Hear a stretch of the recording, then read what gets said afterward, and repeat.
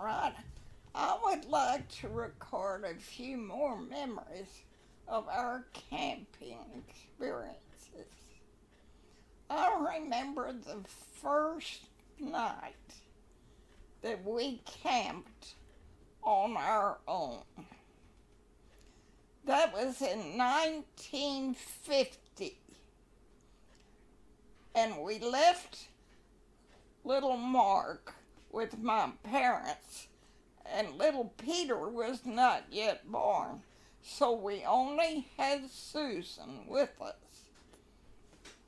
And we planned to spend the first night in Ruidoso, New Mexico, and then go north to Santa Fe.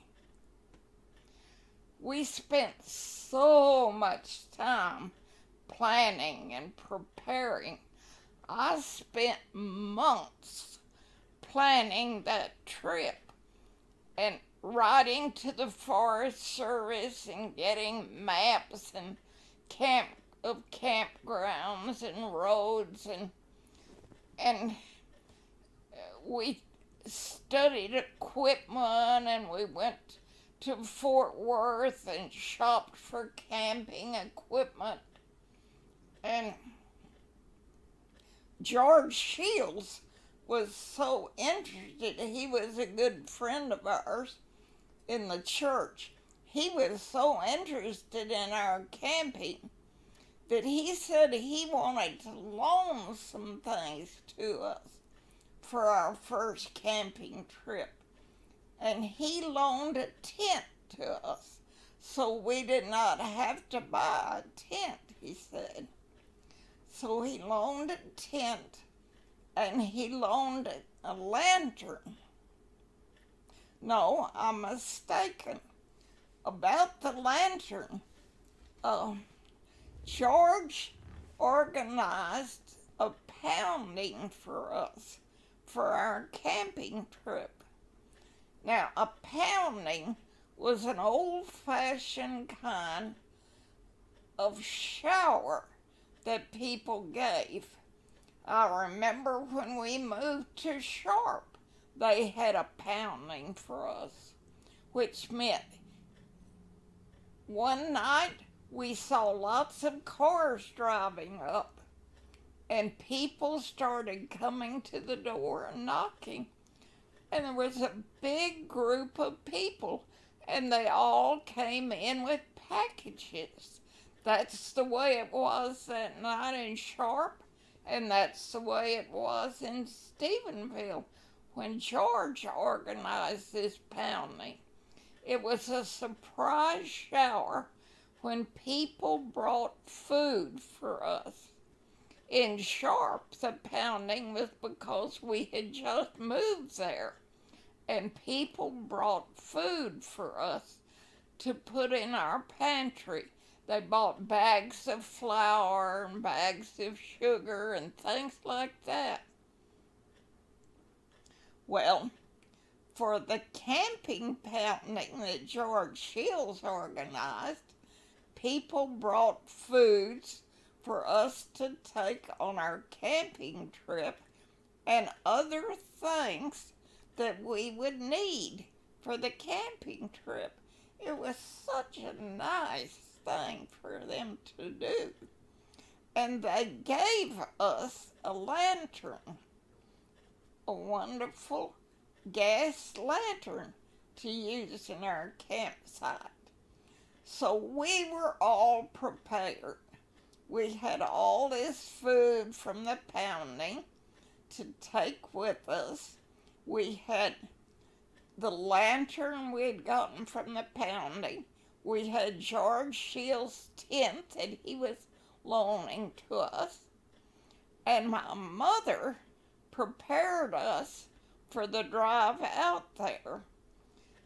She made a bunch of sandwiches for us. I think they were pimento cheese sandwiches. And she made a lot of cookies for us to take. And she gave us a picnic ham that we could cut on to have slices of ham. And we bought a cooler, an ice chest. We were so proud of that ice chest. And so we got some ice and put in it for the trip. And then we put the picnic ham in and the sandwiches. And we were all ready to go. And we put the cookies in a can to take along. So we drove and we drove. And it took longer than we expected. We just couldn't drive as fast as we had wanted to. And it just took longer. And by the time we got to Ruidoso that first night, it was dark. And we had to find a campground in the dark. And we got to the campground and went inside and wandered around on the little road in the dark till we found a vacant space where we could camp. And we pulled up our car and we got out the tent. And Susan was tired and sleepy by then. And so we made a bed for her in the back seat so she could go on and go to sleep while we put up the tent. So we got the tent out and it started to rain. Oh, good night, it was raining. And we had to put up the tent in the rain. Well, we had not tried putting up the tent ahead of time, and we weren't sure how to do it. It was an umbrella tent. And we tried one way, and that didn't work, and we tried another way, and that didn't work. We could not get the tent up. And it was raining more, and we were getting soaking wet, and we were tired and sleepy, and we didn't have any place to lay down and sleep, and it was just terrible. And at least we had Susan asleep on the back seat, and then she woke up and she was hungry. Well, so we got in the car, and we thought at least we have food in the ice chest. We opened it up, and all we saw was a mess. I had just put the food in the ice chest on top of a block of ice. And as the ice melted, the sandwiches and the ham were just floating in the water and had gotten absolutely soaked with water. They were completely ruined. No good anymore. I didn't have the sense to put everything in a container in the ice chest. I had just laid it on top of a block of ice and not thought about the fact that that ice was going to melt and these things would just be floating in ice. Well, that's what happened, and all our food was ruined. All we had to give Susan, she was crying. She started crying because she was hungry. And all we had to give her was that can of cookies. At least we had that. So she could lie there on the back seat and eat cookies while we worked on the tent some more. Well, we finally gave up on the tent. We just could not get the thing up. And so we got out our cots and we worked and worked in the rain till we finally got 2 cots put up. And we put the cots side by side and we laid down on them and spread the tent out over us just like a piece of canvas spread on top of us as it was pouring down rain. And that's the way we spent the night. It was the most miserable experience one could imagine on the first night camping. Oh, it was awful. And the very next day, the first thing we did was roll up our cots in that canvas and put it back in the back of the car and drive to a place where we got big breakfast. And oh, that food was so good. And then we drove to Albuquerque where there was a Sears and Roebuck. And we went to that Sears store. That was the first place we found that had any camping gear. We rode to that Sears and we bought a tent for ourselves. We found out eventually, it was after we got back home, that tent that George had loaned us had a missing piece. Of course, our fault was we hadn't tried putting it up ahead of time. We had no idea how to put it up till we were trying there in the dark and in the rain in an unfamiliar place. But that was our first night camping by ourselves. Woo, we learned a lot that night. The first thing we learned was to always stop for a place to camp before dark. And if we couldn't find one, then we would have to go to a motel. But never try to set up camp in the dark. That was the first thing we learned. And then we learned never to put food in an ice chest just out loose. Everything had to be in a container that was put in the ice chest. And we got a bunch of plastic containers to put food in. That wonderful picnic ham was too big for any of our containers, and it was just ruined, of course. Like the sandwiches. But we learned that, and we learned to always try out tents and cots. And I forgot to say that we couldn't get the lantern to work either that first night. George's lantern, or the lantern that he had given to us, we couldn't get it to work the first night either.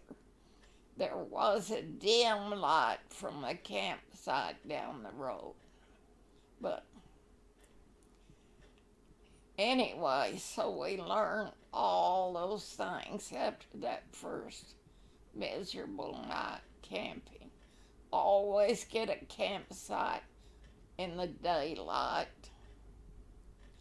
Always try out all camping equipment before you get to the campgrounds. And I always put food in a cooler in the containers. And I'm forgetting now what all I said, but try out all camping equipment ahead of time. And we found the first Searcy we came to. There wasn't one in Ruidoso, but we found one in Albuquerque. There were not many places to buy camping equipment in those days because camping was not very popular. There were not many people that went camping in those days, and it was hard to find the equipment. But we found in Albuquerque, we found a good Sears store that had tents, and we bought a tent for ourselves, one that was much easier to use than the one George loaned us. And they showed us how to put it up, and we tried putting it up in the store to be sure that we knew how to put it up. And they showed us exactly what to do. So we got the tent. We learned how to use the ice chest. And we bought another lantern because I don't know, there was something wrong with that lantern that we had. And we were pretty well fixed then. And then we drove on to Santa Fe then. And we looked for a campsite that was near town.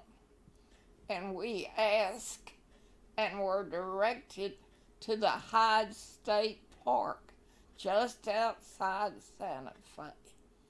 And we drove there and found a camping site. And we put up our new tent, set up our cots, and we had food. We had gone to the grocery store and gotten food, and so we were all set. But we made a mistake in that campsite, too. Susan got hungry in the afternoon when we were resting on our cots the first afternoon, and she wanted something to eat, and we gave her a box of crackers, and so she ate from that box of crackers while sitting on her cot, and of course dropping crumbs all through the cot, all through the covers. We didn't have sleeping bags in those days, and we had to take pillows and old quilts and blankets to put on our cots. So that's what we did. But Susan ate a whole bunch of crackers while she was resting on her cot. And then we took a walk through the woods. It was a beautiful place around there, and there was no one else camping near us. And we just had a wonderful time that afternoon, walking through that lovely forest and then coming back and resting on our cots and eating crackers in bed. Well, we left again to go into town. I can't remember why we went into town. Probably was to get some other food item that we needed. But when we came back, guess what we found? Our beds were full of little white field mice in there eating crackers, all in our covers. The little mice were scattered all through our covers. Oh my gosh, I just had a fit. So we had to take each one of the covers from each bed, take it outside and shake it real hard and brush it to get all of the crumbs out. Brush it real hard. And then get the next cover and bring it out. And each bed had several covers on it. And we had to do that with each one of the covers. Shake it and brush it till all the crumbs were gone. And we did that, and we got down to the actual cot. And even the top of the cot, the canvas on the cot, had lots of crumbs on it. So we had to turn the cot over on the side and brush them. Oh my gosh. We had to take them outside the tent, I should have said, first, and shake them, and brush them, and get the crumbs out. We had those cracker crumbs on everything. So we finally got rid of all the crumbs, and we learned our lesson. Never eat in bed.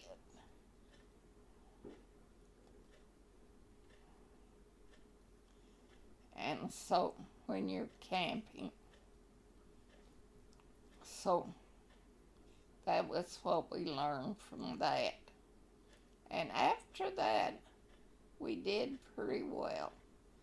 I think we had learned so much, and we just thoroughly enjoyed that first camping experience. And that Hyde State Park was on the way to the Santa Fe ski slopes. The road continued on past the Hyde State Park, up the mountain, winding around through the forest. And every once in a while you would come to a place where there was a clearing in the trees and you could see, and the view was absolutely beautiful of the valley and then other mountain ranges on beyond. I've forgotten the name of that other mountain range, but just perfectly beautiful views. And we went on up the road beyond our camp, winding around till we got to the top of the mountain. And there was snow up there. And that's where the ski slope was. And you could see the ski lift and the big machinery of the ski lift and the buildings where where you went to get your tickets for the ski lift, and there was a restaurant in there and all. It was all closed at that time because there wasn't enough snow to operate, but there was some snow all around because that was the top of the mountain. And oh, we had fun up there. And there were picnic tables up there on top of the mountain near the ski slope. And we had a picnic up there, and that was wonderful. So we had a great time in Hyde State Park and in the ski mountain above. So that was our first real good camping experience, and we did enjoy it, and we had learned so much.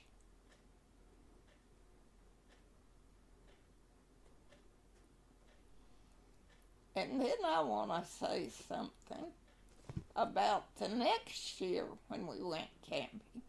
That was 1950. Then in 1951, we took Mark with us. He was 2 years old then. And we took him camping with us. And I can remember when we went to Bandelier and camped in the Bandelier campground. We had camped there with Susan before, but now we went there with Mark. Now we had already camped at two places on the way to Bandelier, and had stopped at an Indian festival, which was wonderful. But I'll tell about those times another time. I just want to tell about us going to Bandelier this time with Mark. And Peter was not yet born that time. So we went to the Bandelier campground, and we got a campsite at the far end of the campground. It was the best campsite in the whole campground because it was right next to the woods where the trail went off to go through the woods. And it was the largest campsite there. And of course it was right next to the creek, El Crito de Frijoles. El Frito, oh, I keep saying Frito, it's Crito. El Crito de los Frijoles, the creek of the beans, because they used to grow beans along the side of the creek, and they call it a Frito de Frijoles.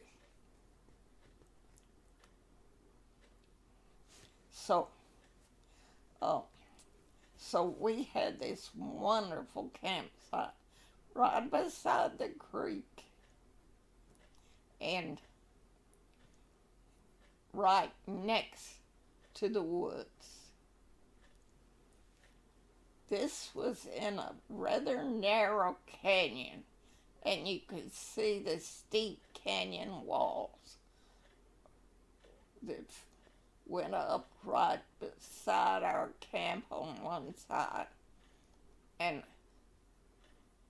past the creek and the buildings for the Forest Service on the other side.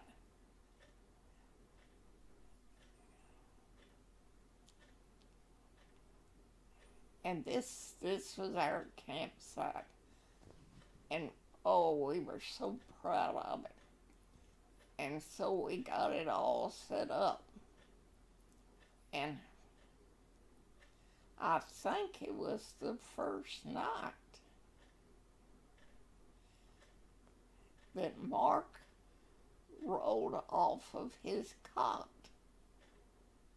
I think I've already told this in another time of recording. But Mark rolled off his cot and rolled under the edge of the tent and down by the creek, El Rito de los Frijoles. And he woke up beside the creek, but that didn't bother him at all. He just got up and called Susan. Here it was, pitch dark. He was beside the creek, but he just took it all in stride and called Susan, like, come out and play with me, Susan. And so Susan waked up and she went down and got him and led him back before we even knew what was happening. And then, after we had been there a few days, my mother and Ann took a bus out to New Mexico to join us. And we had rented rooms for them in the lodge at Bandelier, which was just across El Rito from us. And so we knew that on a certain day they were due on a bus. They would be riding all night on a bus. I think they were to get the bus at midnight in Fort Worth and ride all the night to a town west or east of Santa Fe, the town of Santa Rosa. And we said that we would meet them in that town. So, on the day which we thought they were coming in, we got up early in the morning to drive to Santa Rosa to meet them. And we started out, it was still dark when we started out. And we weren't absolutely sure that we had the right day. And we weren't even sure that we had the right time. And we didn't have any kind of electricity to check on whether we had the exact right time. And we didn't have radios in those days that couldn't be plugged in somewhere. So we just got up hoping that was the right day. And we started out and we thought, we'll stop in Santa Fe and ask what day it is to be sure we have the right day. Well, when we got to Santa Fe, it was still dark and everything was still closed. Not even the gas stations were open. So there was nobody we could ask. So we just kept going, hoping we had the right day. And finally we came to a little service station. So we said, we'll stop there and ask what day it is. And we stopped and this old man came out and we asked him what day it was. And he said he didn't know. He didn't know what day it was. So we still didn't know if we had the right day or not. And so we thought we might go all this distance and find they're not there because we had the wrong day. We just hoped we had the right day. And so we drove on and we drove and finally got daylight and then we got to Santa Rosa. And we went into the bus station and we looked all around and we weren't there. I mean, they weren't there. and our hearts sank. Oh no, it is the wrong day. They didn't come. Oh Lord. So we thought, well, at least we'll go in the coffee shop and get some breakfast. So we went in there, and there were Ann and Mother sitting in the coffee shop. They thought we had forgotten them and that we hadn't come. And we thought they hadn't come. Oh, it was so funny. We were so glad to see each other. So we all had a big breakfast. That was so good. And then we drove them back to our camp. And we had reserved rooms for them in the lodge and in Bandelier. And so they went into their rooms. It was a real nice room. And they were so happy to have it. But they wanted to eat all their meals with us at our campsite. There was a nice dining room at Bandelier where you could go in and it was like a restaurant, and you could go in and have your meals there.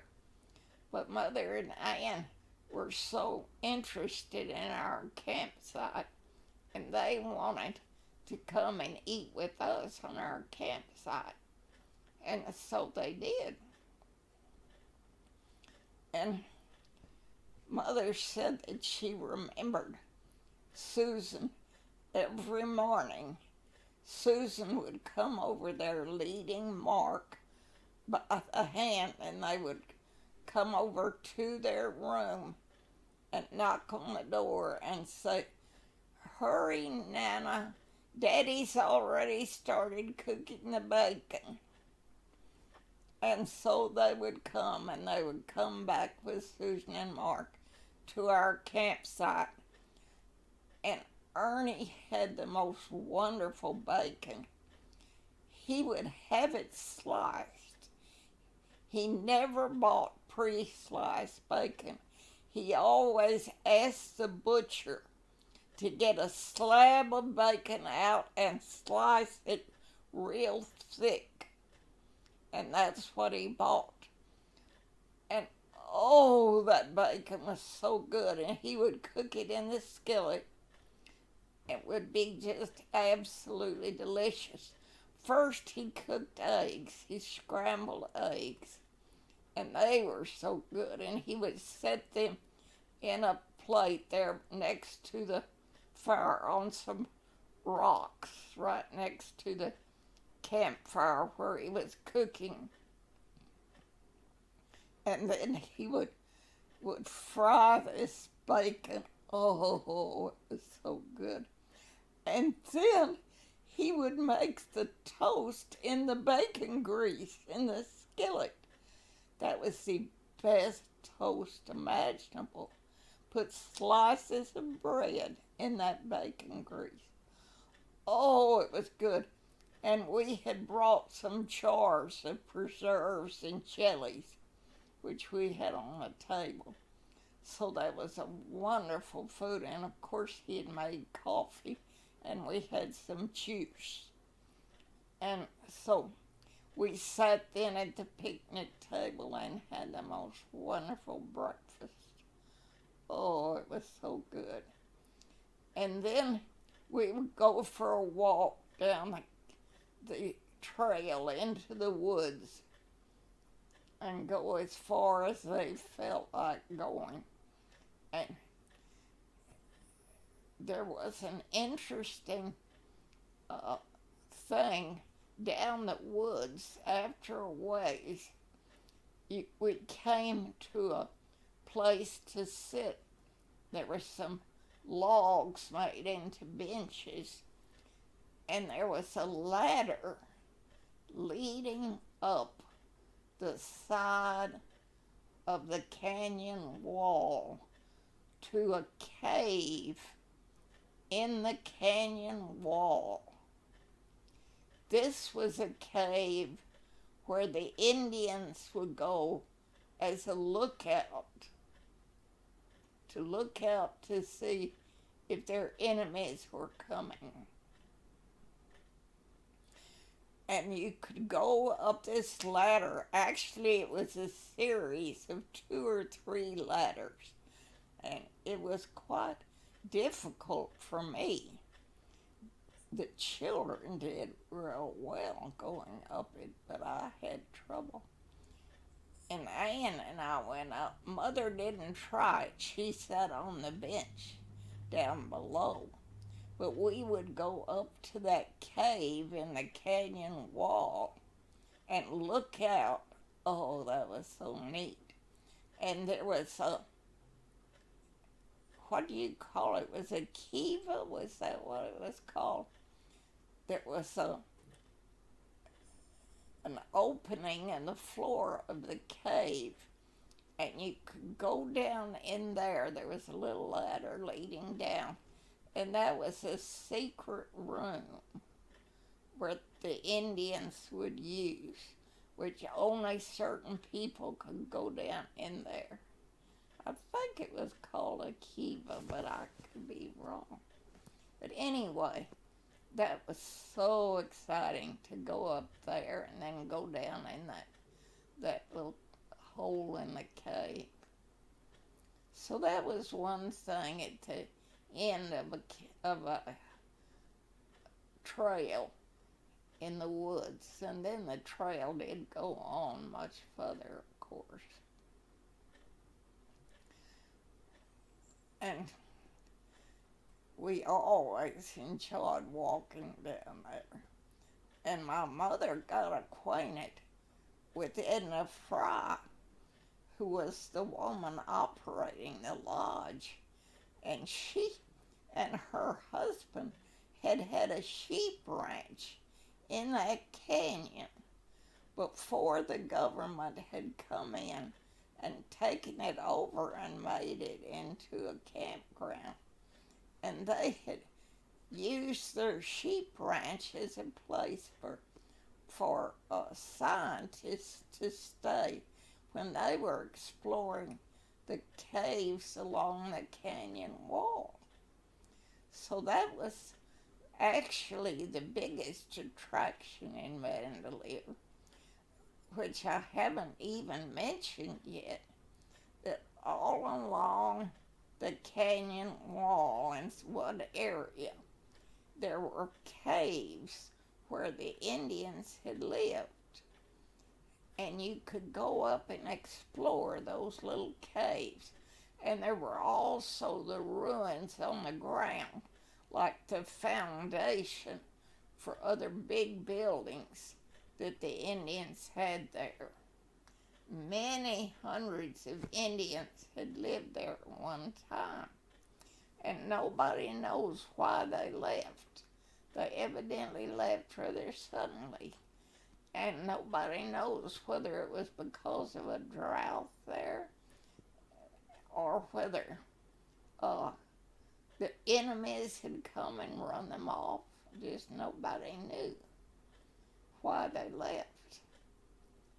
But they had lived there for a long time, hundreds of years before.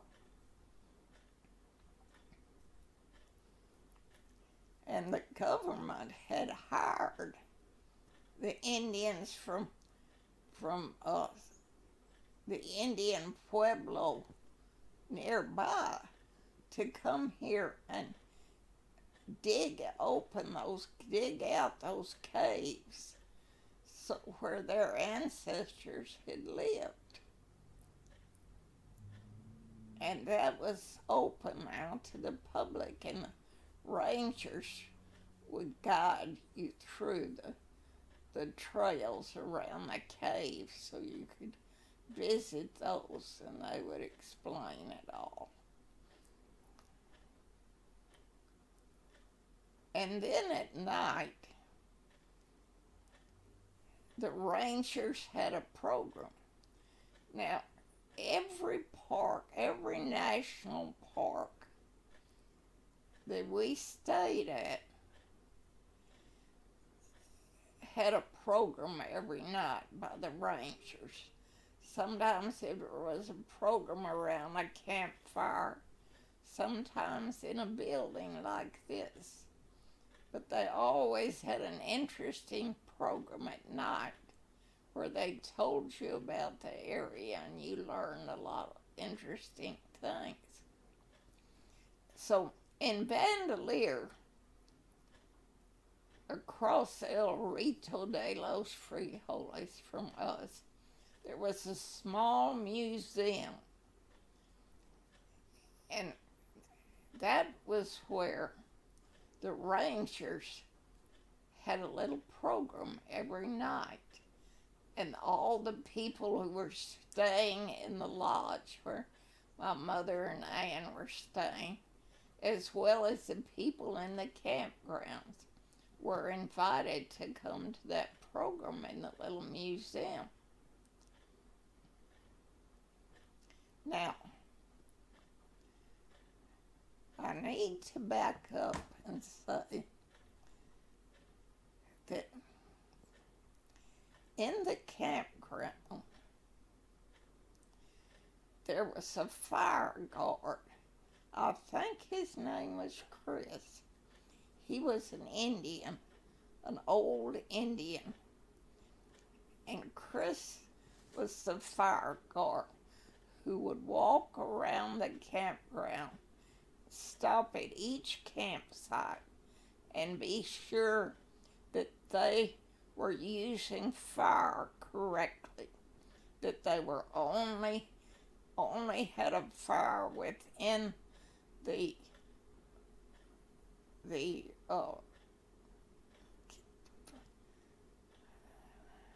place with the rocks, the what do you call it? Anyway, it was a fireplace of rocks where you could cook. Had a grate over it where you could put a skillet. But we only had the fire within those rocks where it would be safe and not burn anything. So Chris, his job was to walk to each campsite every night and check the fires and be sure they were safe. Well, we were in the last campground just before the woods. So we were the last campsite that he visited. And so he would stay and talk with me. And we would invite him to sit down at our campsite. And he would. And we would gather around and listen to Chris telling his tale. He was an old Indian that was just full of interesting stories about that area. And Susan and Mark liked him so much and were so comfortable about him that they both crawled up in his lap, one on each knee, and would sit there in Chris's lap while he told stories. And he loved having them there, you could tell. And they loved being with him. And we all loved hearing Chris talk. He was such a good storyteller. And then when it was time for the program in the museum, we would all walk over to the museum and Chris would walk over with us. And we would go in and sit down at one end of the museum. They had set up folding chairs and had several rows of folding chairs. And Chris would sit on the front row and Mark would sit beside him. Mark just went over and sat right beside Chris on the front row. And we sat right back of them. My mother and Ann and Susan and Ernie and I sat right back of Chris and Mark. and the rangers were in front, and then there were several rows of people sitting back of us. And so we were all set for the program. And the rangers would give us a talk about the old days and what it was like there with the Indians, and they would show slides, and they would talk about the plants in the area and the animals in the area, and about on the top of the canyon walls what was up there, and it was all just very interesting. And then when the rangers finished their program, they would turn to Chris and ask him to dance. And Chris would get up and give an Indian dance. Just great. And Mark got up right beside him and started copying Chris and trying to dance like him. Well, Susan tried to pull Mark back, and he wouldn't come back. And we just let him go because he was so cute and so funny. And Chris seemed to like having him there. And so Chris performed for the Rangers doing the Indian dance with Mark right beside him, and Mark copying him and dancing right along with him. And that was the climax of the program every night, was Chris and Mark dancing. Oh, it was so funny. But we were so proud of Mark because he was so cute, so funny. And we all loved Chris.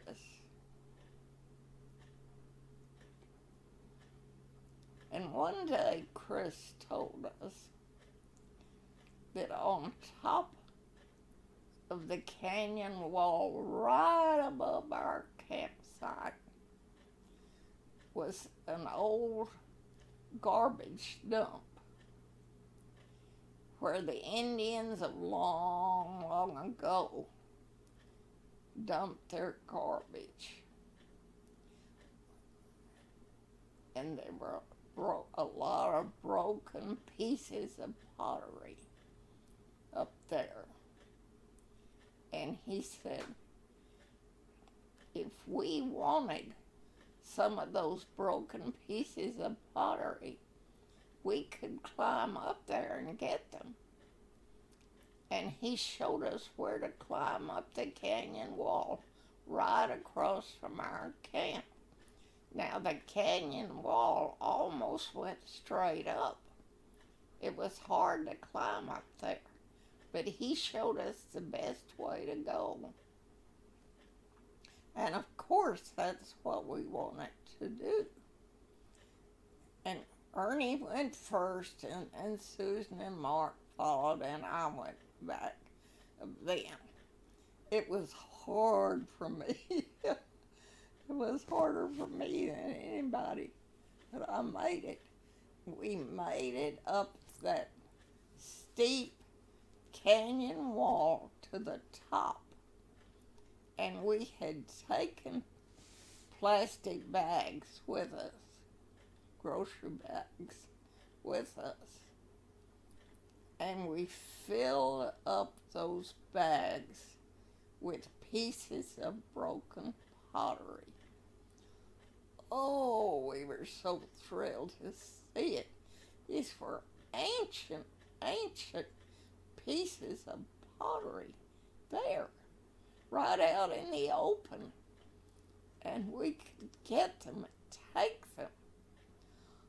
Oh, we were so thrilled. And we brought them back down, and we showed Chris what we had gotten, and he said that was fine. We had done really good. So when we left Bandelier, we left with these bags of broken pieces of pottery, which we were so proud of. Well, later, a law was passed that you could not remove anything from a national park or a national monument. It was against the law to remove anything. We had gotten our pieces of pottery just before that, so we had been very lucky to get those pieces before they passed a law not to take them. It's against the law to take anything from a national park or a national monument. So we still have some of those pieces of pottery hanging on the wall, I think, on the back porch. I know that Ernie sent quite a few of them to his cousin Jim in Houston because Ernie was so proud of that we had gotten those pieces, and he knew Jim would be so impressed, and so he had sent him quite a lot of it. And I don't know what happened to the rest of the pieces, but we still have a few of those pieces on the wall.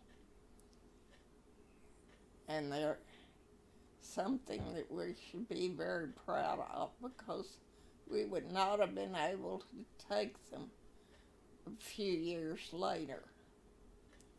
And they're ancient pieces of pottery.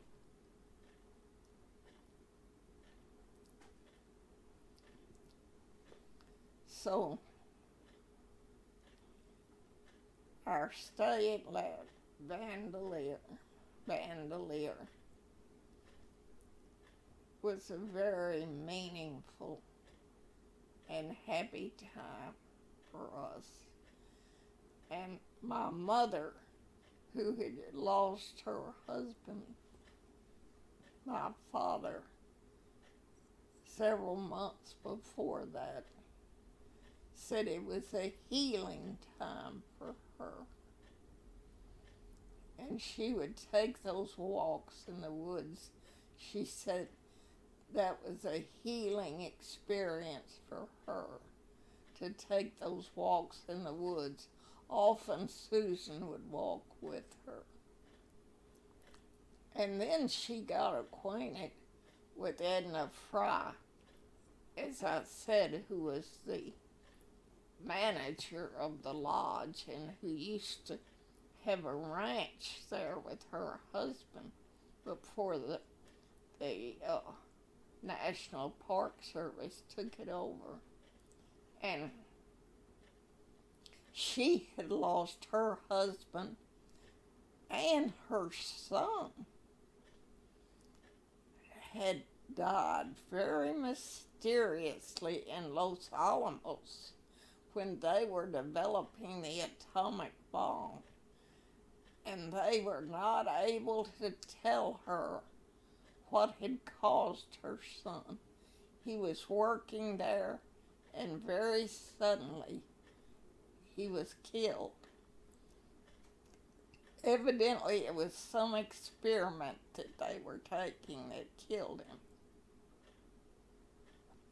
Anyway, so she had lost her son in a mysterious way, and her husband had died. So she and my mother would take walks together and talk about their loss and about how Bandelier was a healing place. The woods, walking in those woods, was a healing experience. And after my mother got back home, she and Edna Fry wrote to each other for a long time. They had become close friends. And when Edna Fry found out that Ernie was a minister, she asked to talk to him about her loss And he talked with her for some time. And she said it meant so much to her to talk to Ernie, that he was so helpful to her. And she gave him a book about Bandolier. And she wrote in the front something about thanking him for a very helpful, healing talk with her. We have that book here. So those were some of the wonderful experiences we had at Bandolier. We loved it.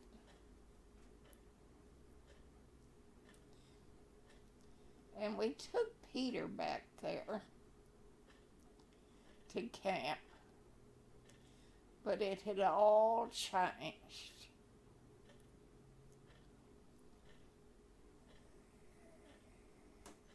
And it was not the wonderful campground that it had been when we were there.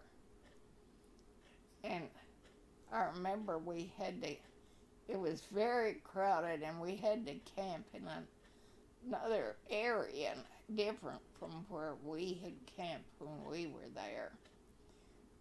And they said there were skunks there. And they were warning people about skunks walking around, especially at night. That seemed so unpleasant. And I remember we didn't stay very long because it was just not so pleasant. And the next time we went back, they had closed the campground. They weren't even allowing camping because the place had become so popular. It had just gotten too crowded. And they said they were getting worried about so many cars driving down that side of the canyon into the campground. And so they had closed the campground and just made it into a picnic area. We were so sorry to see that. And then when we went back, they had even closed that. And all they had there was a gift shop. And you could go along and see the caves only with rangers right beside you leading the way. And it was very restricted what you could see because it had become such a popular place. And they said they were beginning to worry about the canyon walls where the cars drove down, and that they were going to probably have to stop letting cars drive into the canyon. I don't know what finally happened about that, but I know that we went back there with Susan and John. Ernie and I went back there with Susan and John about 1998, I think it was, or 1999. And we hardly knew the place. And the lodge was closed and been made into offices for the rangers. And they only let a few cars in, and there was just a gift shop there. And it was not much fun going there then, and we were so disappointed. They had commercialized it so. It was not the Bandolier that we had loved, but we were just thankful that we had gotten to go when we did, and thankful for the wonderful experiences we had had there, and that my mother, Ann, had gotten to have some wonderful experiences there.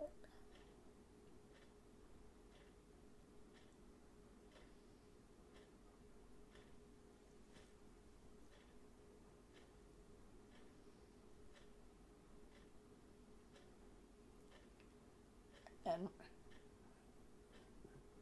above Bandelier, on the plateau above it, was Los Alamos, where they developed the atomic bomb.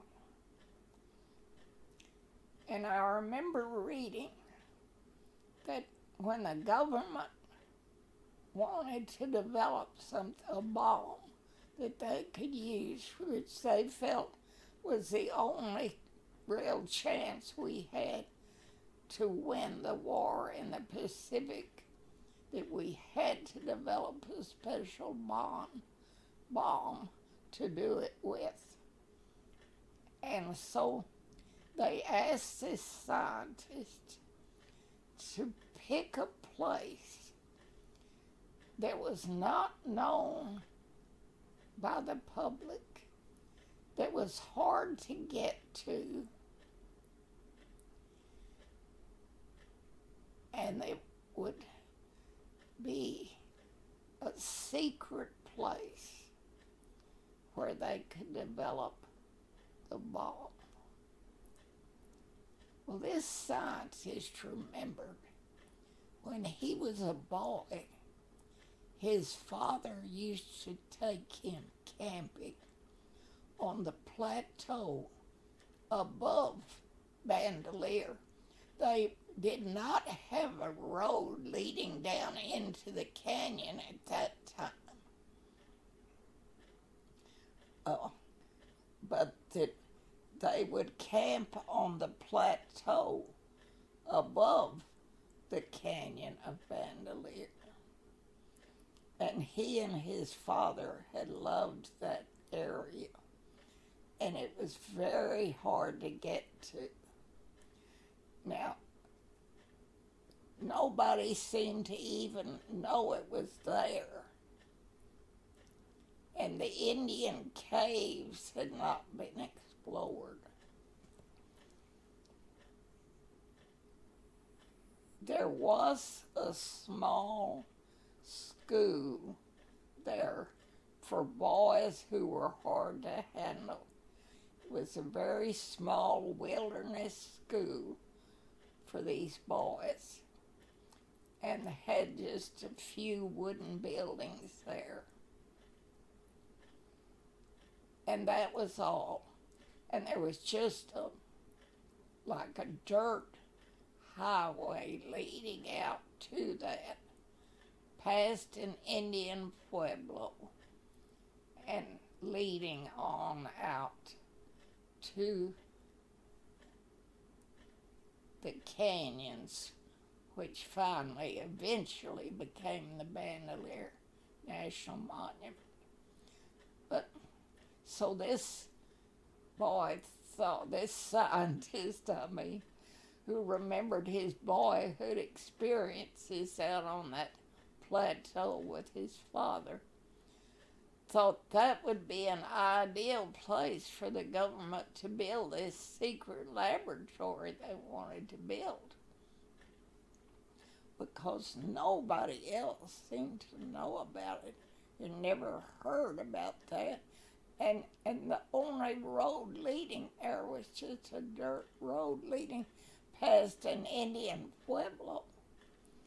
And so he recommended this to the government, that this would be an ideal place for them to develop this secret, to build a secret laboratory, to build a secret bomb. And so the government chose that plateau above what eventually became the Bandelier National Monument would become that. And so they built this town of Los Alamos. And they bought this school, this area where this small school for boys was, and had them move out and took over those buildings and started building a few more wooden buildings there.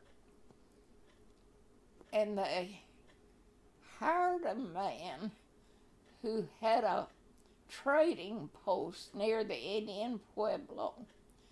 They hired him to build a road leading to it. And he employed the Indians from this Indian Pueblo. It was the San Ildefonso Indian Pueblo. He employed those Indians to build a road to this secret laboratory where the government would develop this secret bomb to try to end the war.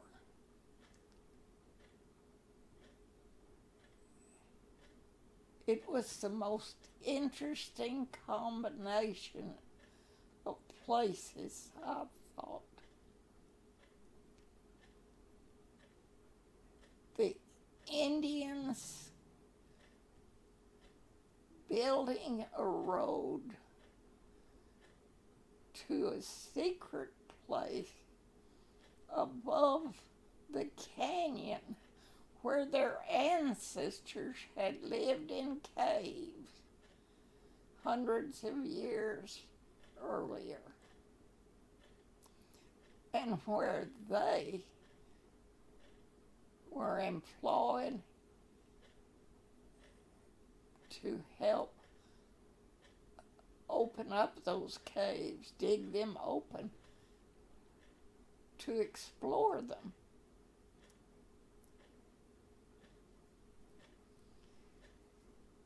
So the land right above the land of the Indians' forefathers, the Indians were building something for the future. Scientists to build a secret something for the future. And these Indians were employed to build a road to it and build buildings for the scientists to use. It was the most interesting combination, I thought, of cultures and eras.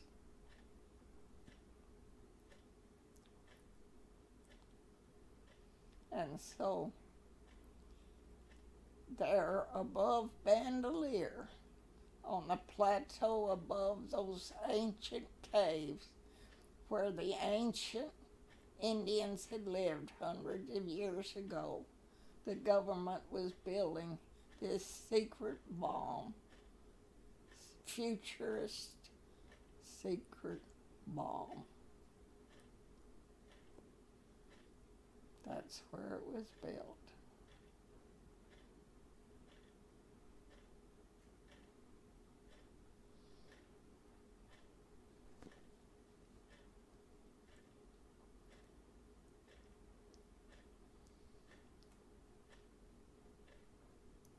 Now, when we went back to Bandelier,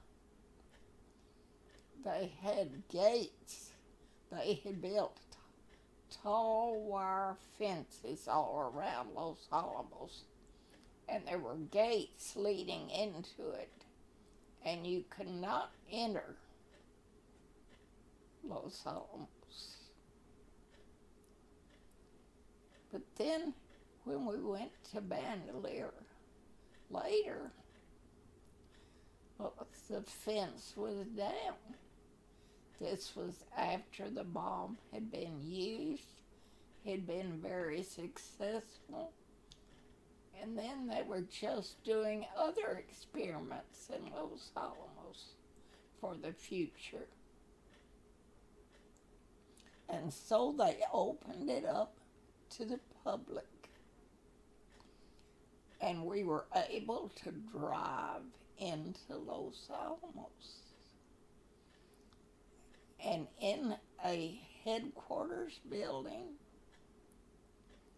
they had a little museum which told about how they developed the bomb, and it gave the history of the Bandelier Canyon, those caves in Bandelier, and the Bandelier National Monument that was developed there. So it was a little movie, I think. It's either a slideshow or a movie that they gave about the history of the Bandelier National Monument. And it was quite interesting. So we saw that in the town of Los Alamos when it was open to the public.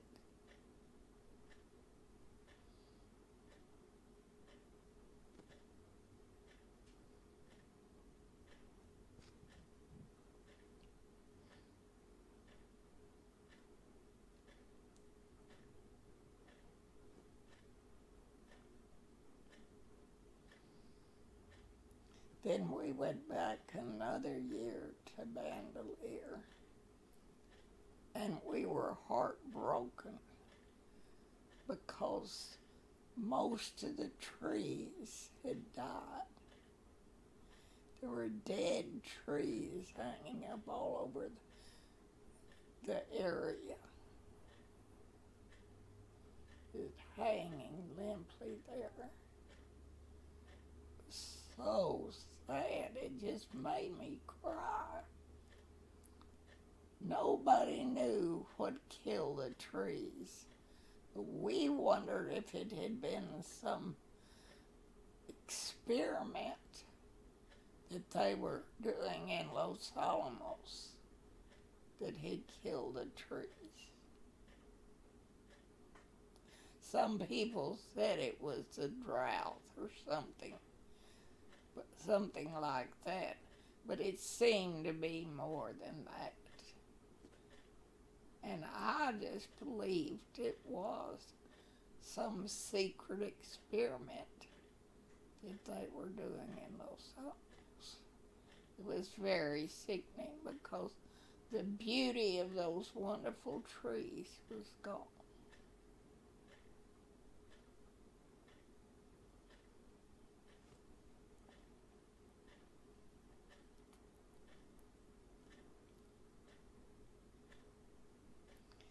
So much of the magic and the beauty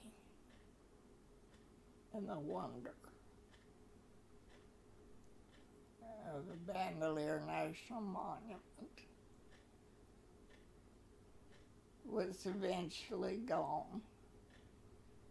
And we were so fortunate to have visited it when we did, and been able to love it at those times, because those camping experiences there had meant so much to us.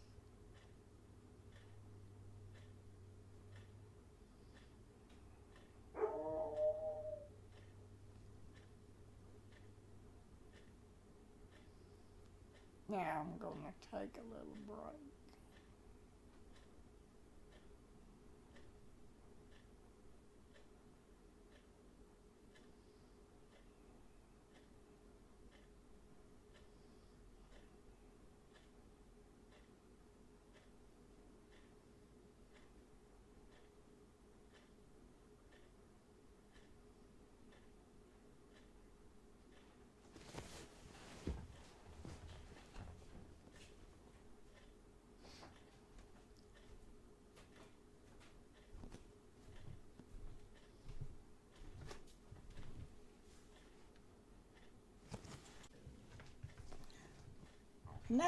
I would like to record about what happened when we were in our second visit to Yellowstone.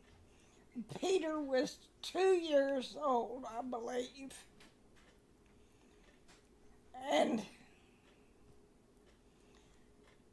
we had gone all the way around Yellowstone on the western side, and we're up at the northern entrance, just near the town of Gardner, Montana. And we camped there, which was actually at the headquarters of the national park.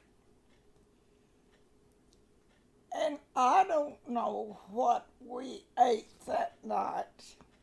We went out to eat at the headquarters building, and we ate something that disagreed with us. We all got sick that night. Now, we were camped in what they call a cabin. It actually was a place with a floor, a wire wall, and a ceiling, and a canvas curtains you could roll down. And we were quite a distance from the restaurant. And it makes me a little ill to think about this, so I won't go into detail. But we were all sick. And it was up to me to carry what was called a slop jar back and forth to the restroom and empty it. Bring it back, and somebody would fill it up again, and I'd have to take it back and empty it again. There was a bear between our cabin and the restroom, and every time I took it to empty it, I had to deal with that bear. Fortunately, he didn't try to attack me. I imagine the odor of what I was carrying kept him away. But anyway, so we were sick all that night. And we had planned to leave the park the next day anyway and to go into Montana to camp. So the next day, we drove out of Yellowstone to Red Lodge, Montana. And since we were all still feeling terrible, we got a motel there. And we stayed in this motel for 2 days till we were completely recuperated. It was kind of nice to just lay around in a motel and watch TV and relax for a change. But then we were ready to get out camping again. And so we went to church. The next day, after we recovered, was Sunday, and we went to church. And afterwards, the people, were so friendly, and they all wanted to know about us, and we told them where we'd been camping, and they were just amazed that we had a 2-year-old that we had taken camping, and that he was doing so well camping. And so we asked them to recommend a good place for us to camp in that area, and they told us a really good campground off of the Bear Claw Road. So after church, we drove down to, we got a supply of groceries, and then we drove down to the Bear Claw Road and turned in at the campground, which they had recommended, and drove back in a ways to get to the campground. And there was this lovely place, and we just saw one other camper there. And we got some distance from them, right by the creek. And we set up our camp there and put up our tent and everything. And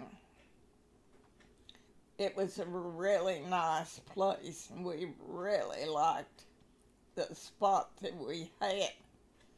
And the man from the other camp came over to meet us, and he was a lawyer from Chicago. And he said that he and his wife came to this same campground every summer for a whole month, camped there for a whole month. He loved to do fly fishing, and there was such good fly fishing all around there. And so that's why he liked that spot.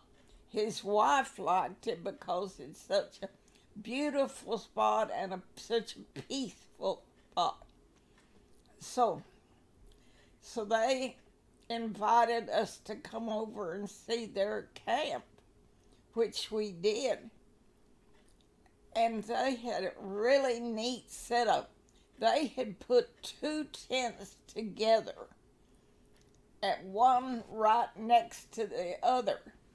And they used one for a bedroom. And then they used the other one for a kitchen and a sitting room. And they even had a little wood stove. It was the most amazing stove we had ever seen in a tent. But you could burn wood in it, and you could cook in it and heat in it. It was just a little stove, and the pipe went right up through the tent. You used asbestos things around the opening into the tent, and it was perfectly safe. And they told us about it and where to order it, and sure enough, after that camp, Ernie ordered one for us. But this time, we enjoyed visiting with them, and they served us cookies that they had cooked in that camp stove. And then we went back to our camp, and Ernie fixed our camp in such a neat way. Excuse me. He found a number of small trees, either limbs from trees or the main stem, or what do you call it, trunk, the main trunk of a very small tree. He got some of those and brought them into our tent, and he had this large ball of twine which he used for various things, and he tied these small logs, small in diameter but long in length. They were as long as a regular bed would be, but about 2 inches in diameter.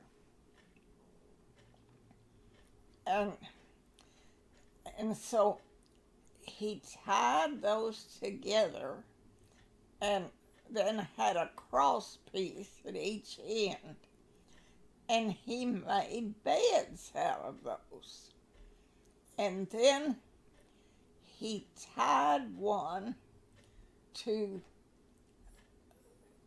to, to four logs that were standing straight up and made those. I don't know how to describe it very well, but he made that the top bed in a bunk. So he had a lower bed and a bunk above it. And he made all of those out of those logs, which he tied together. It was so clever. Now, in another camp, he had gotten logs like that and had made shelves for us, tying logs between trees to make shelves, which were very helpful. But this time he actually made bunk beds. So, in entering our tent, he made one lower bed on each side and then a bunk bed above it on each side. And then a bed crosswise at the back of the tent. Well, Susan and Mark were so thrilled with those bunks that they chose those as their beds. So they used the top bunks. Ernie and I used the two lower bunks just below them, and Peter got the bed at the back crosswise. And beside Peter's bed, there was quite a bit of space where he could run his little cars and play. So it was an ideal space. There was that made room to stand up and dress. In between the bunk beds, there was plenty of floor space for standing when we dressed or moved around. Plenty of floor space for that, and floor space to get back and reach Peter. And so I know I haven't described it very well, but it was an ideal situation inside our tent. And by then, we had a really neat tent. It had windows. That is, there were areas of each side and the back that had screen on them and had flaps over them. And you could roll up those flaps, and it was like having a screen window open. Or when it was raining, you could let the flaps down and they'd be enclosed. At the front, there was a large flap for the front door and a large screened area for the screen door under the flap. So the flap could be rolled up and tied up on the roof, and the screen door could be let down. And you could go in and out of the screen door. And when it was raining, Ernie was so clever to add with some tarps. He had a number of extra tarps, the large pieces of tarp that he had bought, and he would hang those together to make an extra little room there at the front of the tent.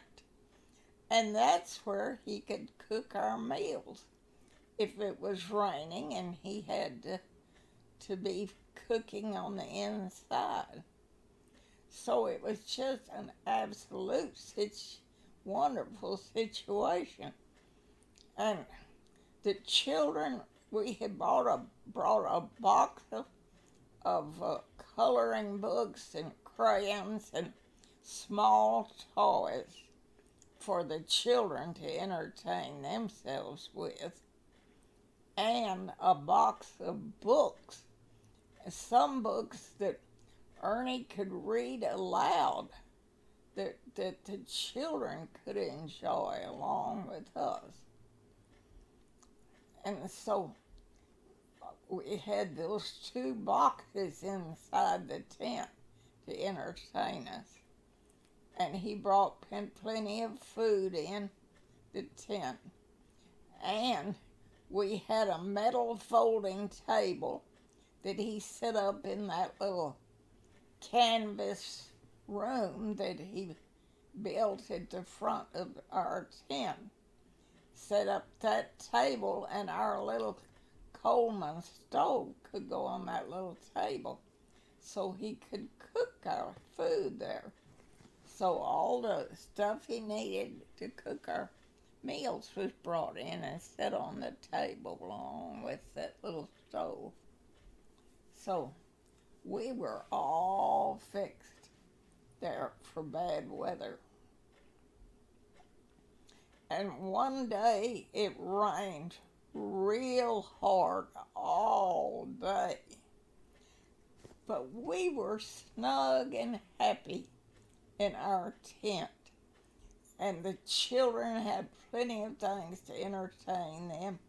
They never complained at all.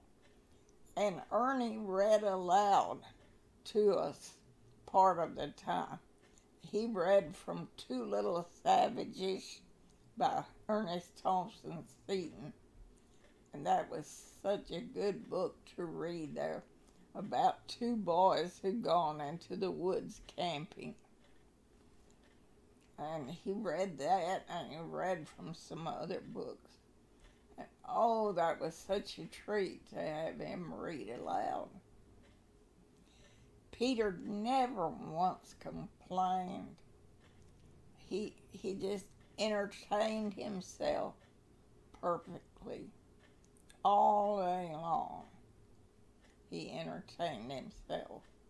He was coloring part of the time in the color book. Part of the time he was playing with little trucks, rolling them around, and just different things around his little area, which was his bed and the canvas area next to it.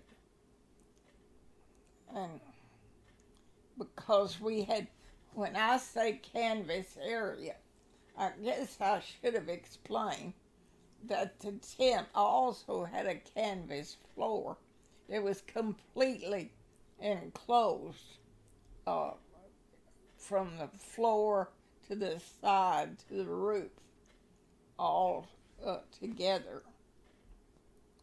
And so he could just sit there and play in the rain, with the rain pouring outside, and we were snug as could be in our tent. Never had a leak. There was only one thing that we had to be careful about. If you touched the tent, it would leak. Just leak around where you touched it. And so we had to be very careful not to touch the tent.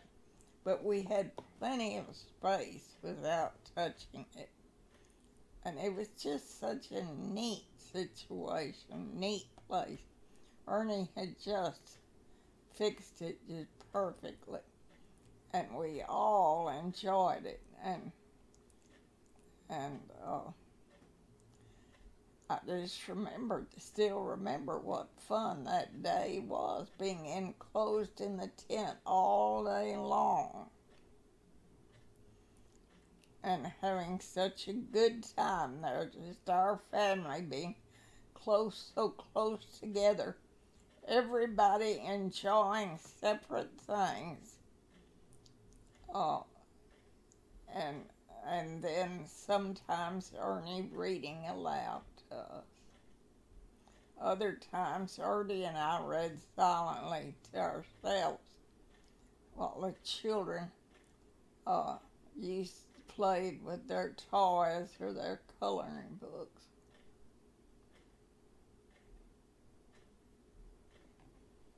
So that was our situation in our tent at that campground, and I remember the lawyer came over the next day. The rain had stopped, and he came over to see how we were. He said he was so worried about how we would get by with the children and being stuck in the tent. And we explained to him and showed him how we were so comfortable and enjoyed being all snug in there together. So that was our campground on the Bear Claw Road in Montana. And sometimes the lawyer would bring us fish. He said his wife got tired of cooking fish because he caught so many, and so he brought some to us. They were all nicely cleaned and ready to cook, and we enjoyed them. And then the people in the church had told us about a place that had pink snow, and that was near that campground, and they told us how to get there. And so one day Ernie drove us over there. You could go part of the way by car, and the rest of the way you had to hike up the mountain. So we went as far as we could in the car, and then we hiked, and Ernie carried Peter on his shoulders most of the way. And we hiked up to the top of the mountain, and there, lo and behold, we came upon a small lake, and it had snow around it.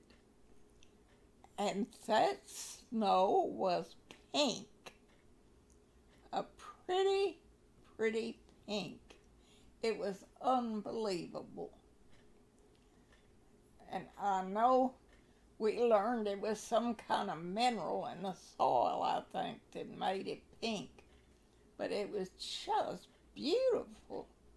And we just enjoyed being there, and the children had fun playing in the pink snow.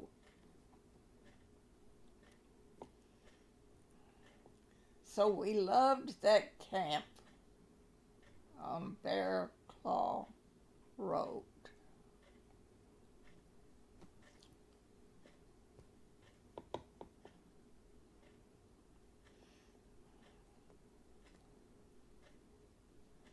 Now I'm going to take a little break and try to remember what the next little story is that I wanted to tell.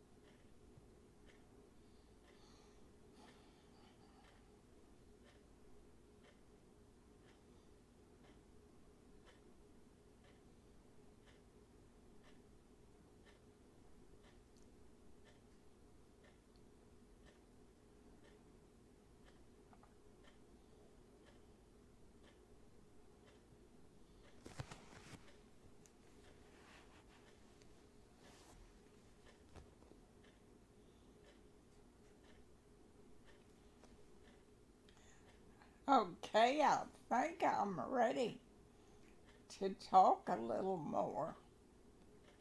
I'm thinking now of when our boys were born. Now, I told in an earlier bit about when Susan was born. That was in the part I recorded about memories of California. But I haven't said anything about when the boys were born, and I'd like to tell a little about that now, because each birth was very special to me. So, I remember when we were camping with the Waddills, and that was when Susan was just 2 years old. And we had gone to Big Bend with the Waddills, the first time we had ever done any camping. And I remember that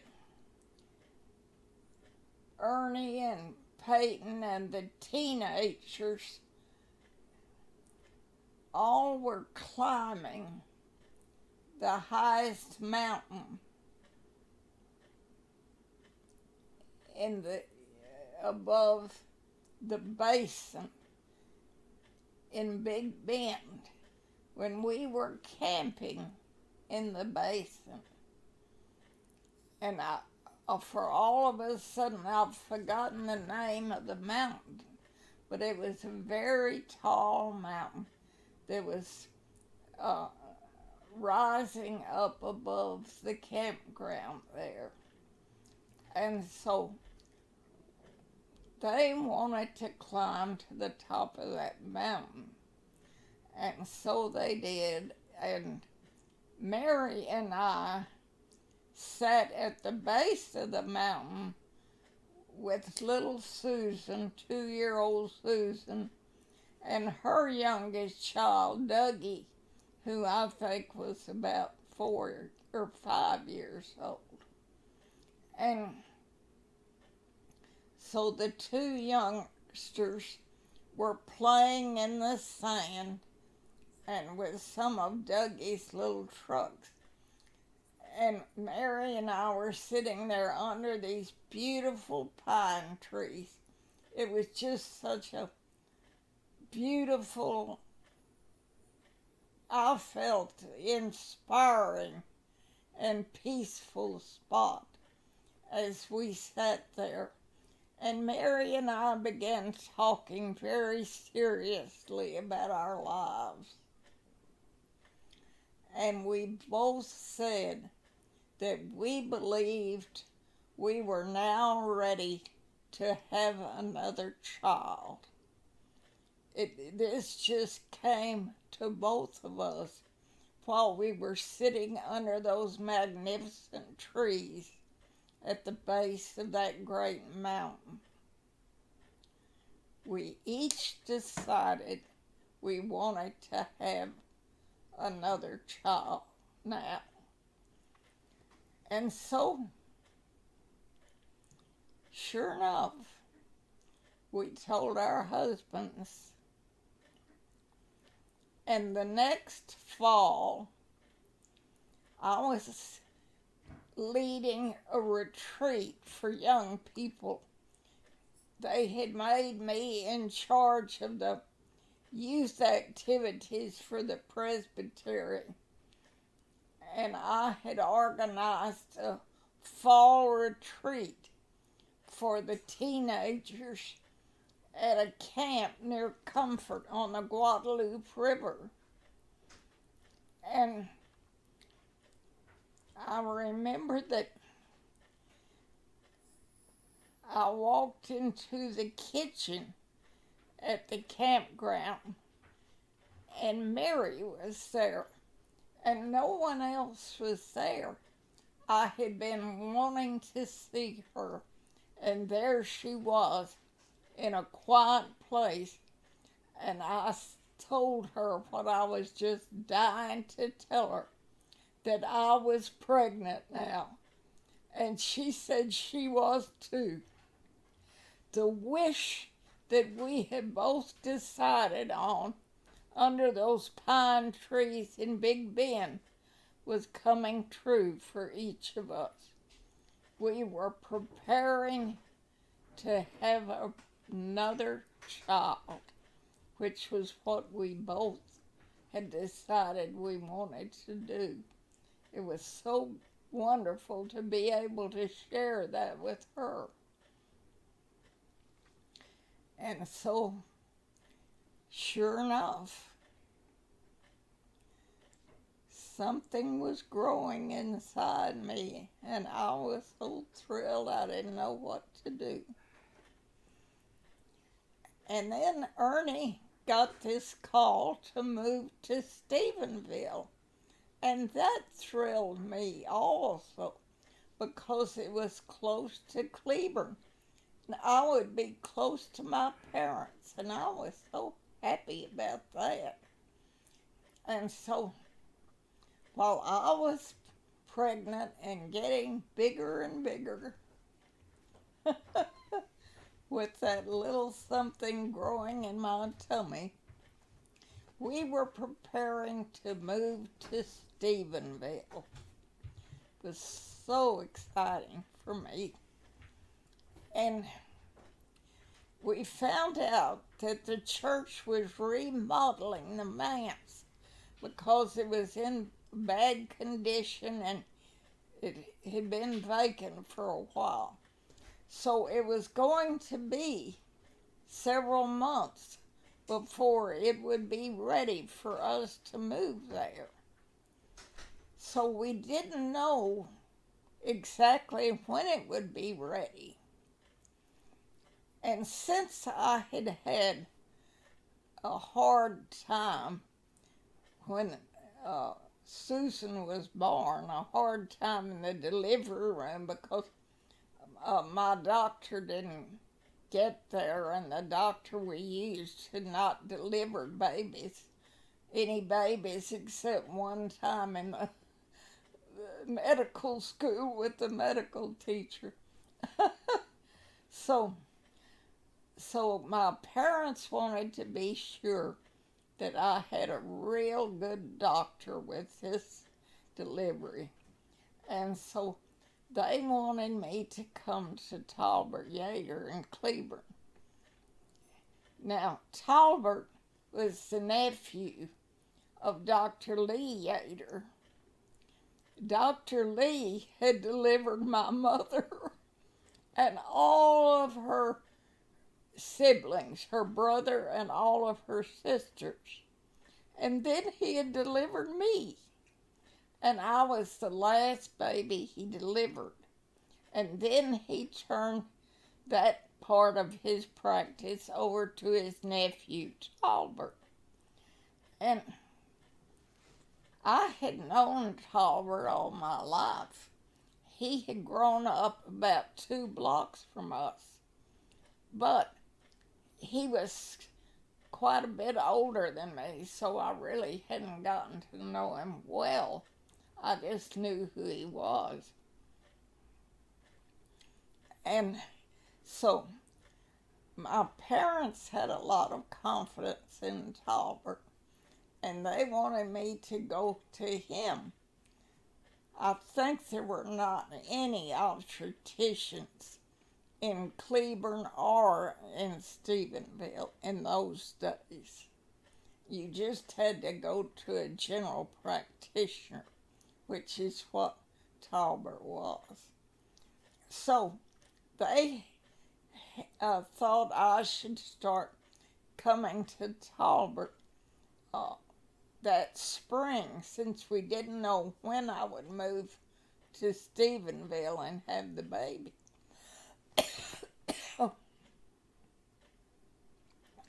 So Ernie started driving me up once a month to see Talbert in Cleburne. And then, uh, eventually, we did get to move to Stephenville. It was the very end of May, I think. And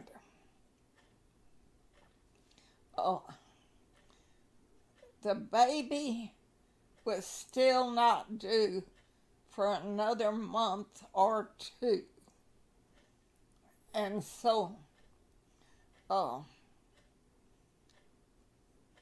we planned to have the baby in Cleburne, where Talbert did his deliveries, in Cleburne at the new Cleburne Hospital. And so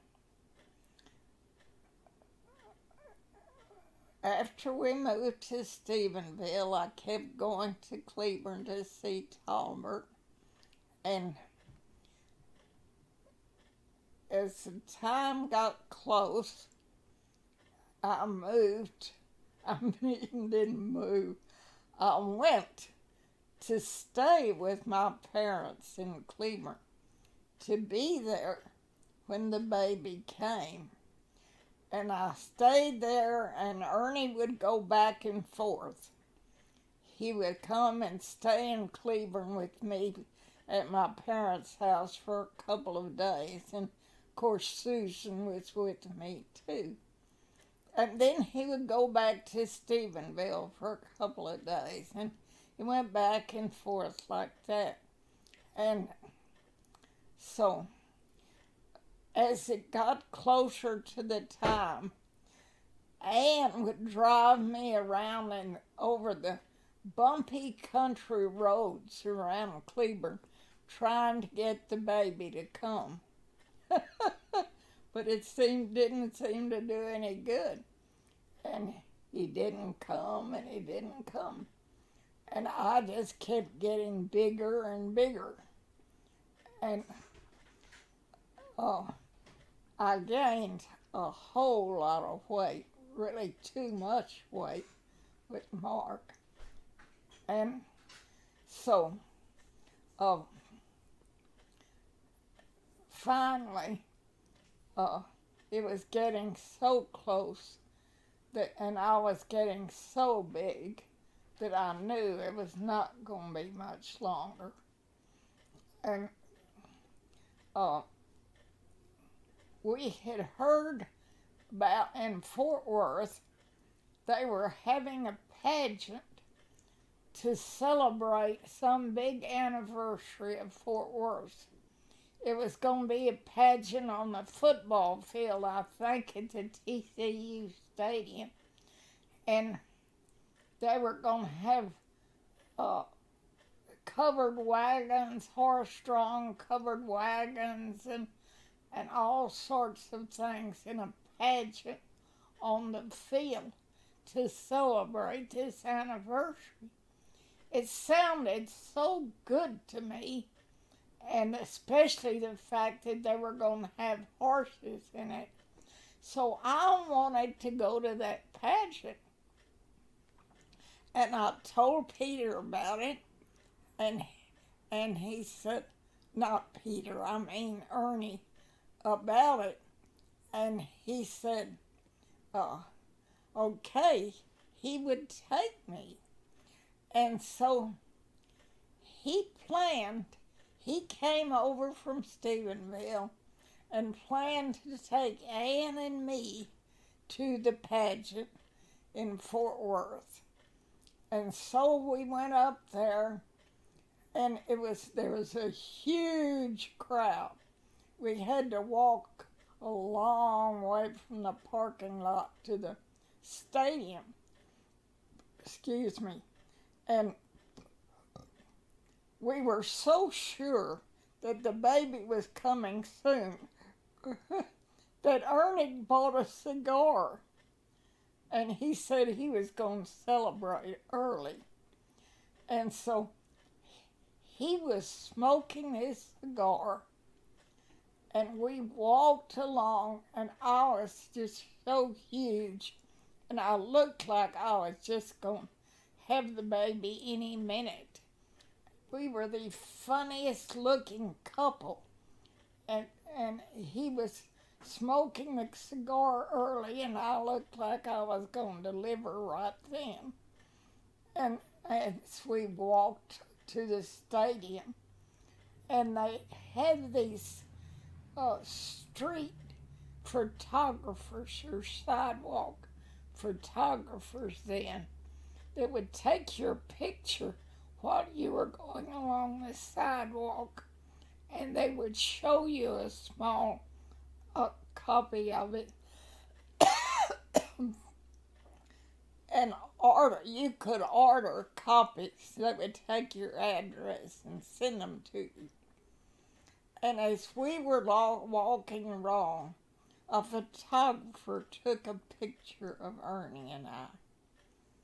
That was the funniest looking picture I think I've ever seen.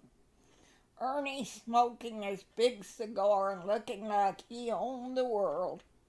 And I was just barely able to walk. I was so big, holding on to him as I managed to move along. And we were so funny looking. I don't know what happened to that picture. I would give anything if I could find it, because it was so funny.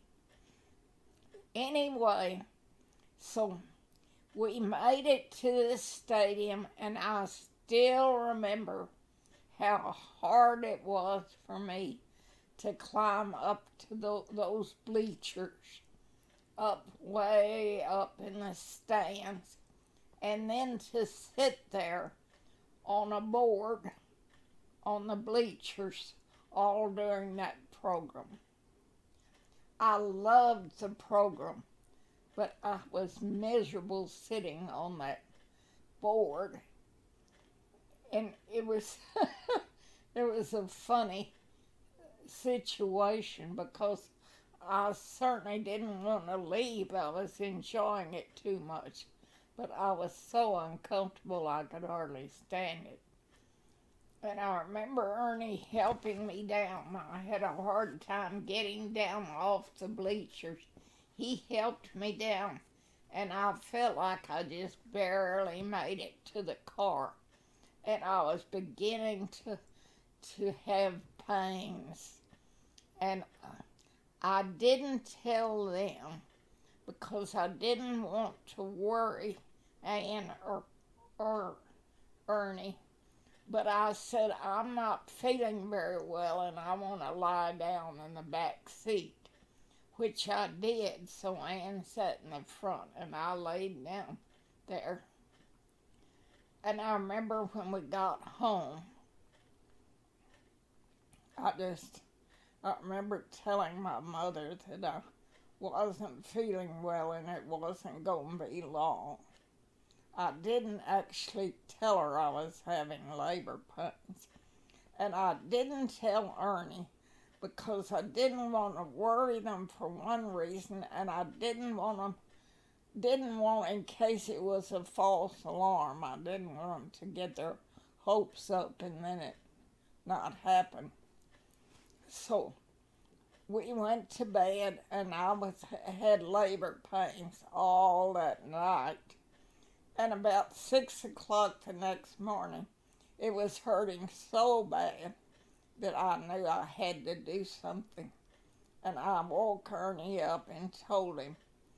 And so he went in and called Talbert. And Talbert said to meet him at his office immediately.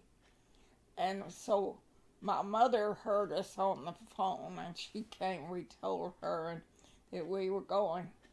And so we went down to Talbert's office, and he examined me and said the baby was coming, and he broke my water.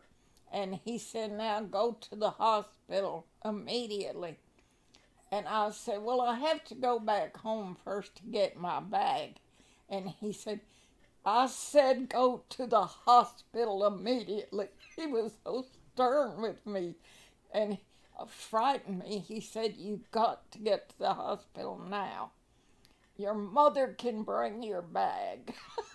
He had never talked to me so sternly before.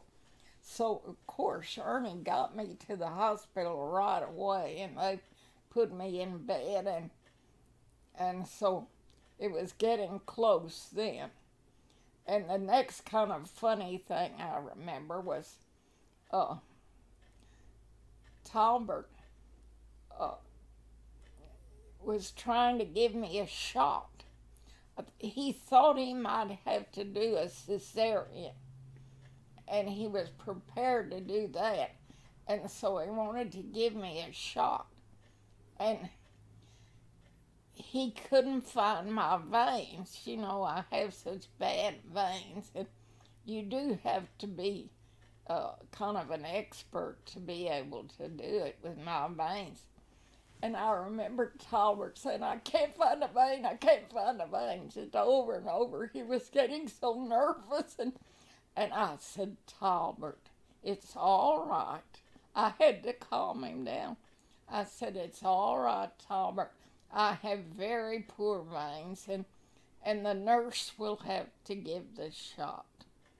So, so he let the nurse give the shot. And so then they took me into the delivery room.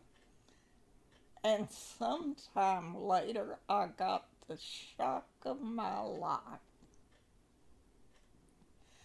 You know, all that anybody ever had in our family when they had a baby was girls. Nobody ever had boys. And all my little cousins were girls, except the youngest one was a boy. That was all. And everybody just expected any Lusk grandchild to be a girl. I could not believe it when the nurse came in and said, "You have a little boy." Makes me cry to think of it. I was so thrilled I didn't know what to do. That was one of the big thrills of my life, to have a little boy.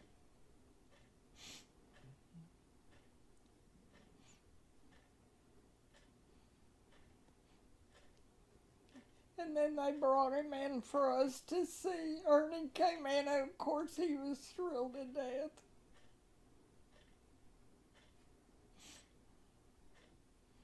And they brought him in, and we got to see our little boy. Oh God, I was so thrilled. And then they let my parents come in, and oh my gosh, they were so thrilled to have a little boy. And I heard my daddy went all around the courthouse square telling everybody he had a grandson. Everybody in our family, which is all the relatives, they were just thrilled to death I had had a boy. It was so exciting. And I remember getting to take him home from the hospital, and we went to Mother and my parents' home for a little while, and for a week or two after I got out of the hospital, and I remember that so many people came to see the little boy while we were there, relatives and family friends. And I remember one family friend brought a gift to Susan, a beautiful book gift for Susan. She said, that baby is going to get so much attention because he's a boy that you're going to be left out now. So she brought Susan a gift. That was kind of funny. But anyway, we were so thrilled to have that boy.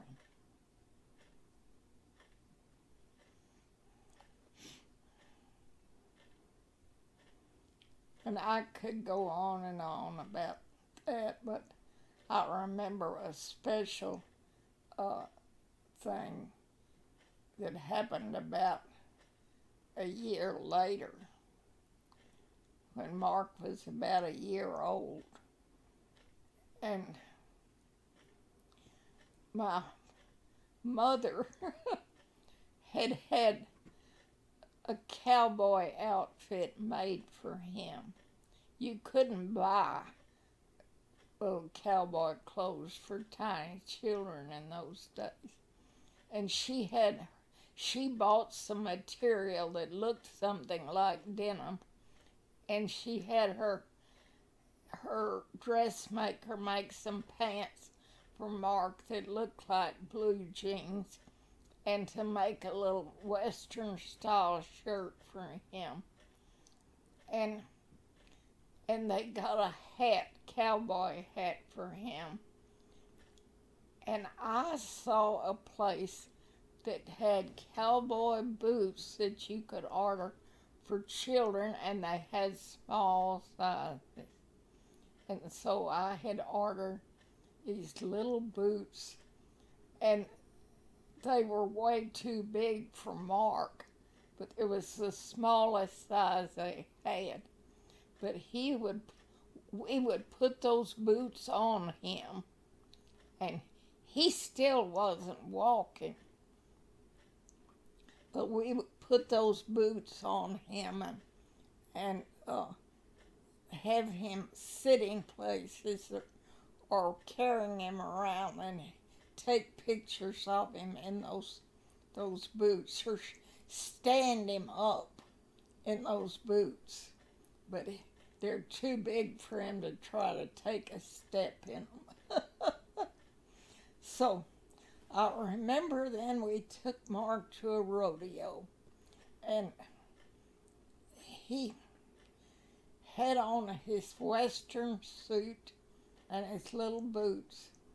And oh, my daddy was so proud to take his grandson to a rodeo. And he was all dressed up in his cowboy outfit. And so we stayed for the whole rodeo, and Mark was real good. And then when it was over, as we were walking home, walking to the parking lot,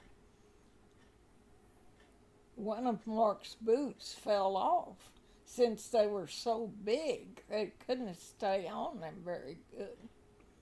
And one of them just fell off. And we didn't notice it. And a boy came running up to us and he said, "She dropped her boot." She. Well, Mark did have beautiful curly hair. His beautiful blonde hair was curly, and I had not had it cut. I wouldn't allow it to be cut because it was so beautiful. And it wasn't very long. And I loved his hair. And so I wouldn't allow it to be cut. So when that boy said she dropped her boot, my daddy looked at Ernie and Ernie looked at him. They were very upset that this boy thought Mark was a girl. The very next morning, Daddy took Mark before I knew what was happening. Ernie, I'm getting so excited I can't say it. Ernie took Mark with him. I didn't know where he was going, he took him to the barber shop and got a boy's haircut for him. Cut off all those beautiful curls and got a boy's haircut because he was so upset about that boy thinking Mark was a girl.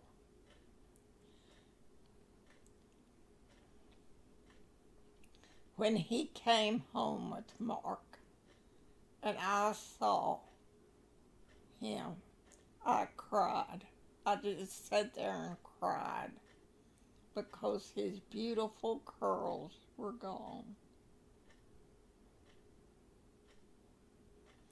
Of course, when my father heard about it, he was delighted. He was so proud of Ernie for getting a boy's haircut for Mark. And so both of the men were just thrilled that this boy had a boy's haircut now. So that's the story of that. And now I'm going to take a little break for a minute.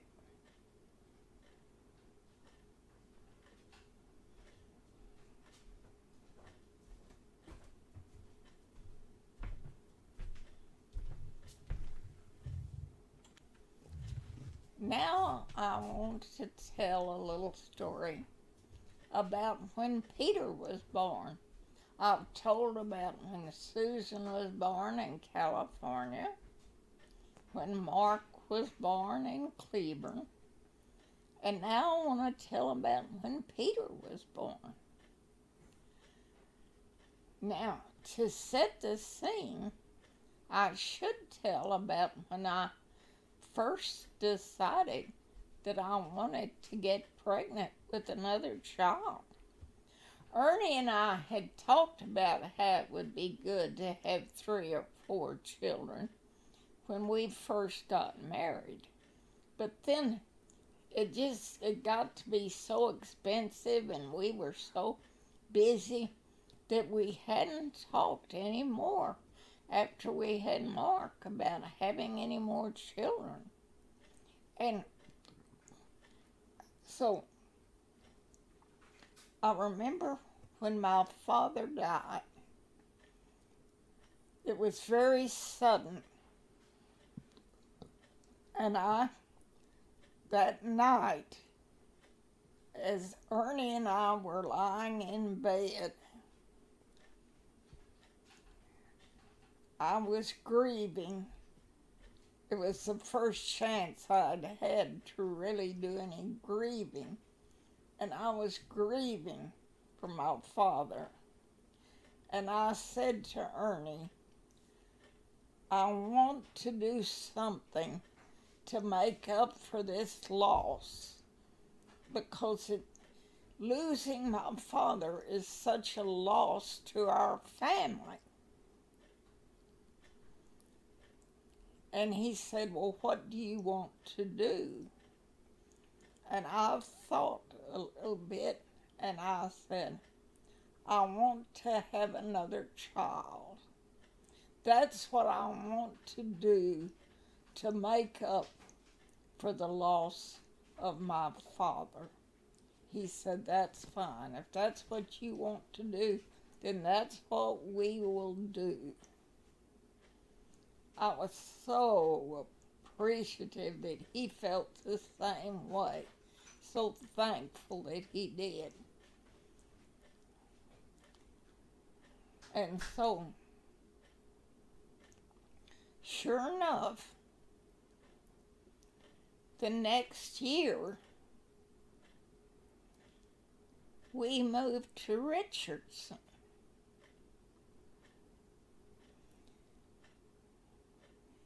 And we moved into the old manse there. That's all they had. I remember when Hoyt Bowles asked Ernie to come to Richardson, he said, it's a little country town. you'll just be going to a little country church, but it's about to explode when the North Central Expressway opens up from downtown Dallas to Richardson. And when it explodes, that church is going to need somebody who is capable of handling the change from a little country church to a big suburban church. And he knew that Ernie could handle that. And so we moved to Richardson. And that little country church had a small manse. The bedrooms, there were 2 bedrooms. One bedroom was so small you could just barely get the 2 twin beds in there for Susan and Mark.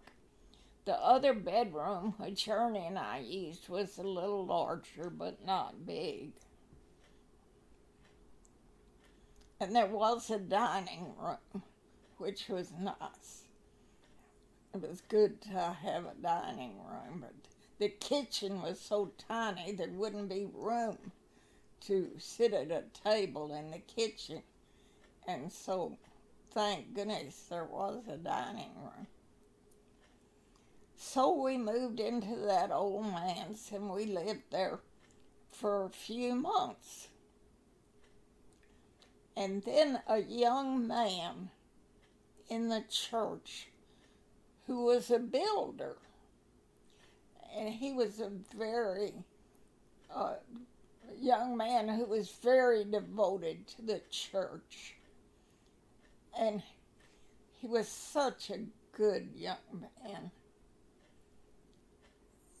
And when he learned that I was pregnant, he knew immediately that something had to be done about a better place for us to live. He had known that all along, but he didn't realize it would be so sudden that we had to have a better place, that within 9 months for us to live. And so he told us that he was going to build a number of houses in a new development close to the freeway as soon as it opened up there. And that he would build a house for us with 3 bedrooms and 2 bathrooms and a den or family room, whatever they wanted to call it. That he would build a house for us like that. And he would only charge what it cost him to build it. And he would get the church to then rent out the old manse and use that to give us a rental allowance. And that rental allowance, which the church gave us, could be used then to pay him for his expenses in building the house. It was an ideal situation. I'm starting to cry just thinking about it. That young man's name was Ed Noble, and I think we know who his daughter is today.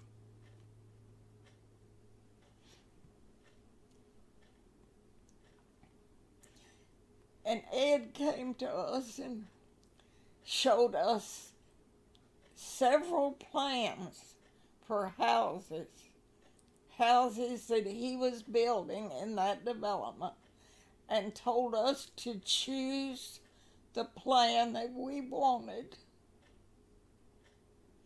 And then after we chose it, he wanted us to choose the colors and the types of materials and all those things. Everything that we could, that it was possible for us to have a choice in, he wanted us to do. And we spent a lot of time doing that. Oh, we were so thankful to Ed Noble for the new life. He gave us a new life. We couldn't have lasted much longer, I don't think, in that little house, that tiny little house. So I was pregnant and we were getting a new house, and Ernie was doing great as the church started growing by leaps and bounds. And they bought land for a new building and started looking at plans for a new building which Ed Noble would be asked to build.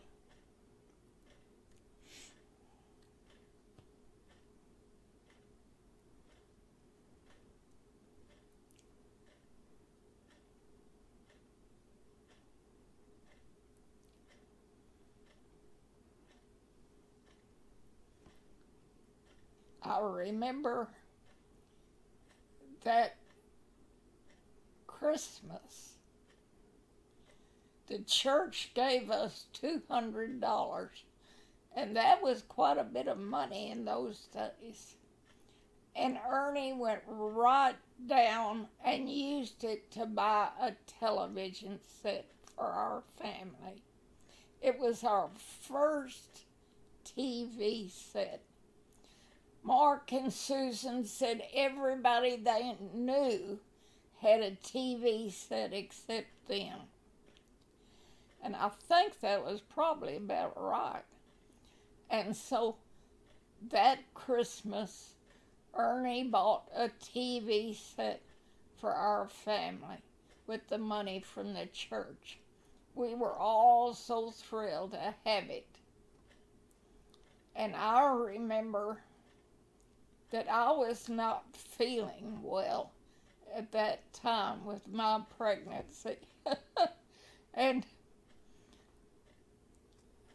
on New Year's Day, Ernie was invited to go to the Cotton Bowl game. And oh, I was so jealous that he got to go to the Cotton Bowl and I was not invited, even though I knew I couldn't have managed going. And then when the game came on, the weather was so bad there, and I thought, thank goodness I'm here in this nice warm living room, lying on this sofa with a nice warm cover on me, and a television set where I can see the game in comfort. And I was glad I was there in our living room. And I enjoyed watching that game there, even though I was very pregnant. So, time went by, and we kept going over to see our new house being built. And eventually, it was time for us to move in, almost time for us to move in. And I just was hoping and praying we would get moved before the baby came. Well, another thing that happened around that time was we did not have any furniture for our den, which would be like a family room. And we didn't have any furniture for it, and we couldn't afford to buy a new set of furniture. And my mother gave us her patio furniture. Now, she and Aunt were moved to Dallas about that time and moved into an apartment in Dallas. And she gave us this patio furniture. Well, it was in very good condition, and I decided, well, that could be in our den. The only thing is we would need to put new slip covers on the cushions, because those were outdoor type cushions on the furniture. So I ordered some fabric and some trim, and so I decided that I would try to get those slip covers made before the baby came. And so I had two things that I was hoping would happen before the baby came. One was that I would get those slip covers finished. The other was that we would get moved beforehand. Well, neither one of those things happened. He came a little sooner than I expected.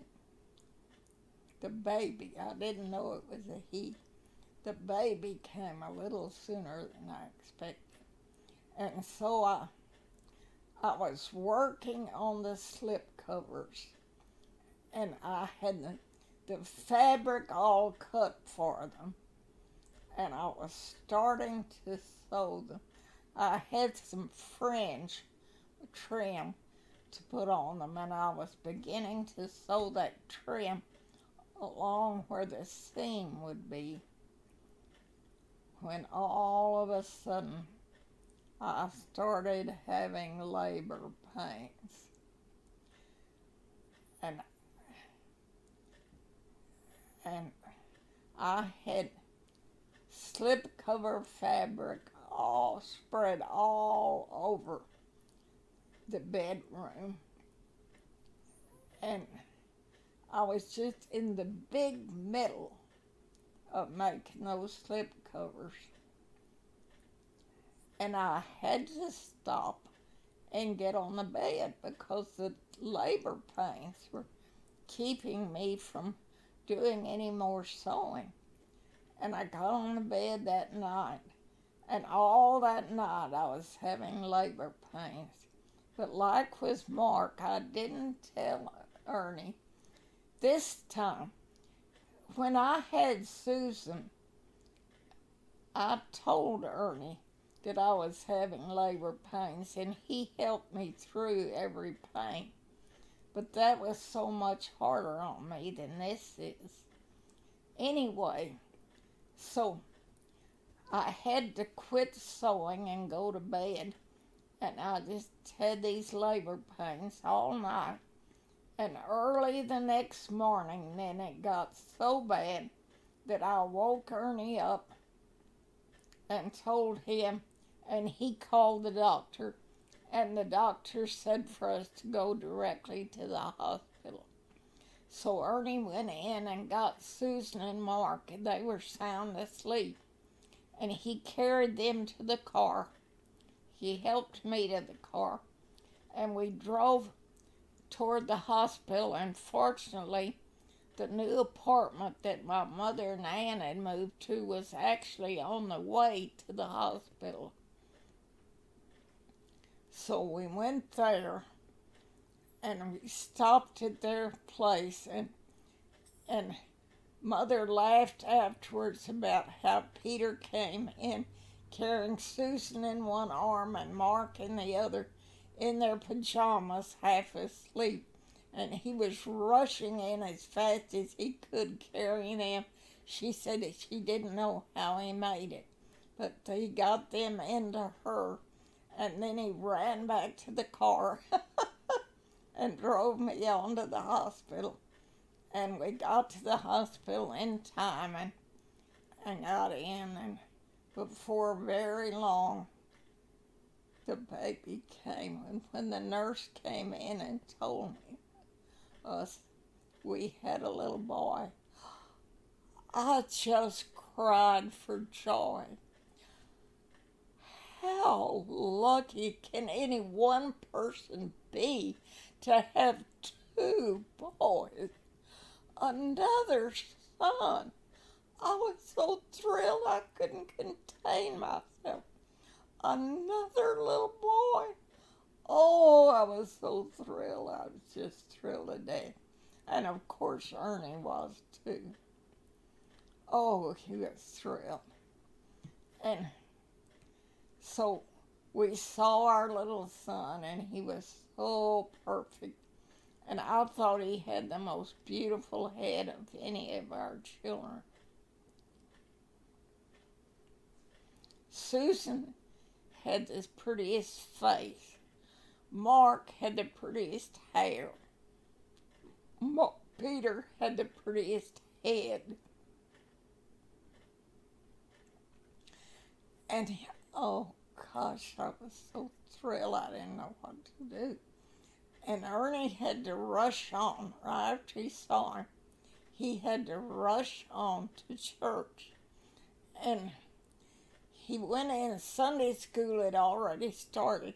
And he went into Sunday school and announced in the middle of Sunday school, he announced to everybody that he had a new son, that he was a little late for Sunday school, in arriving for Sunday school. Oh, that was so funny. But he had a new son, and he was thrilled to death. And so was I. And so that was when Peter was born. And that very day, right after church, Ernie had just come by the hospital for a second. And then he had to go on, and he had Susan and Mark with him. He had been asked to preach at Sharp at the last commencement exercise in the consolidated school there. They were closing that consolidated school, and they had invited Ernie to come give the last commencement there. That was such an honor, and of course he went. And so he took Susan and Mark with him, and they left and went down, and he was able to announce at Sharp that he had another little boy. Oh, he was so proud. Now, we had talked ahead of time. I should have said about Mark's name. We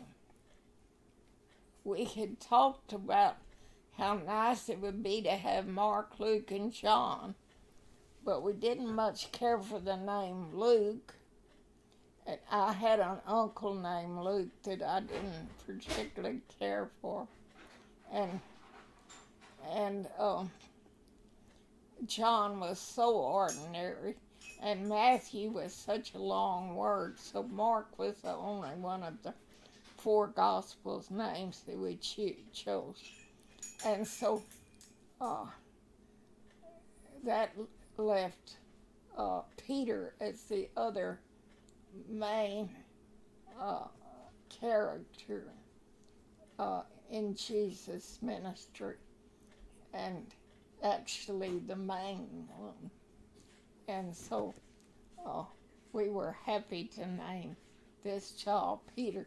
And we had decided ahead of time that if it was a girl, we'd name her Sarah and call her Sally. And if it was a boy, it was going to be Peter. And we were so thrilled. We could hardly believe we had another boy. 2 boys. And we heard that when Mark heard it, he was thrilled to death. He was so thrilled to have a little brother and to have that little brother share a room with him. He said right away he wanted his little brother in the room with him. He was so thrilled. And so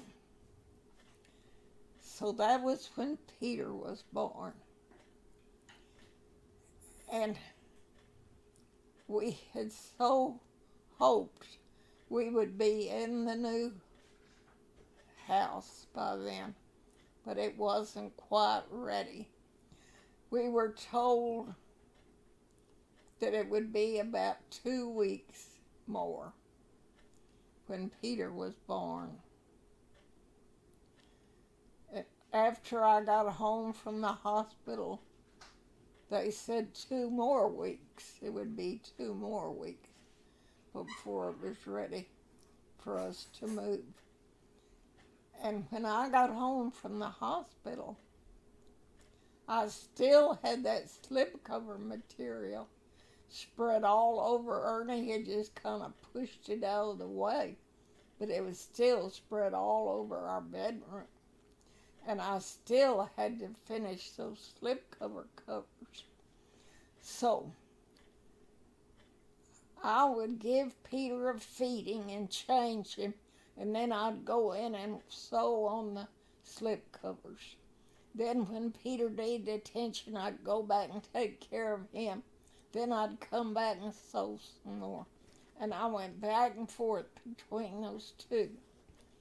Now, Peter, we didn't have any room for a bed for Peter. And of course, he was so little when he was born. And so we just had him in a basket.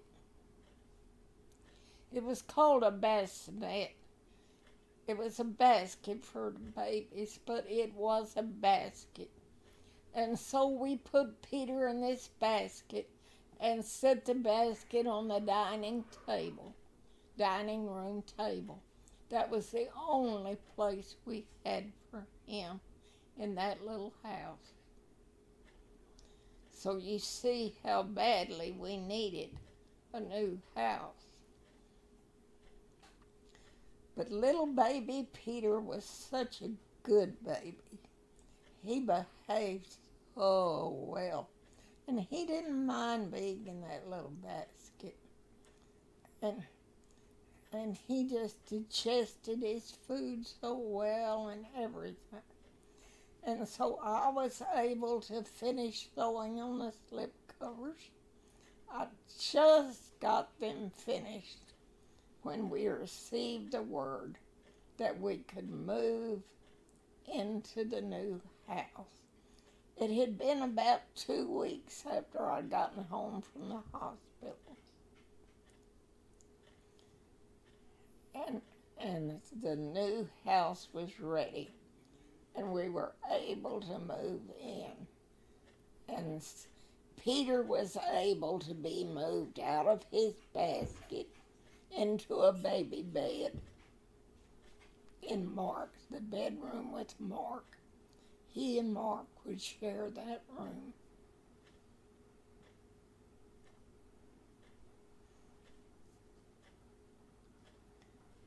And so we moved in. And Susan was happy to have the other bedroom. It was smaller, but she liked having it all to herself.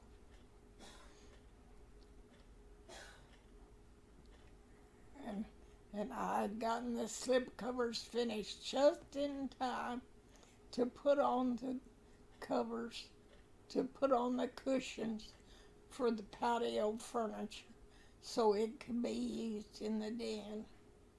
So everything had worked out, and we got moved in.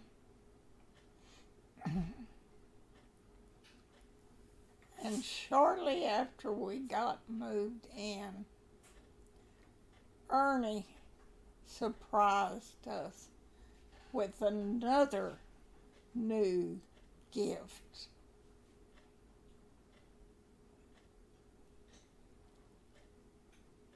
he drove home a brand new station wagon for us.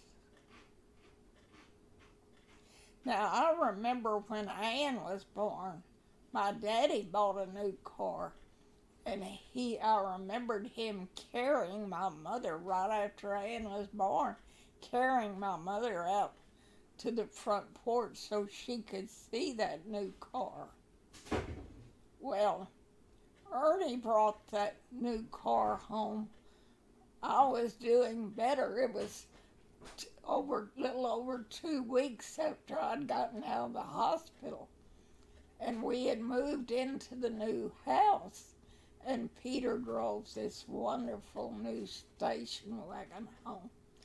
Oh, I was so thrilled.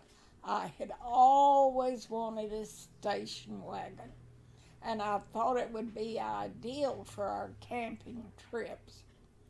And so Ernie bought a station wagon for us and drove it home. Oh, I loved that car. I loved it to pieces. And he got a blue one, which was my favorite color. And so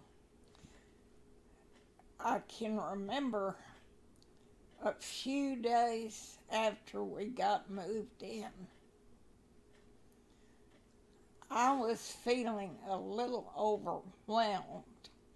I still was not very strong from having the baby, and I was trying to get settled in the new house and take care of the baby, and I was feeling a little overwhelmed and weak.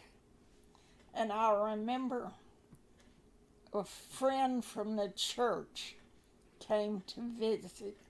She said she wanted to come to see the baby. And so I brought Peter in for her to see. And of course she oh'd and awed about what a beautiful baby he was. And I was so proud of him. And she said, "Margaret, you are the luckiest person I know.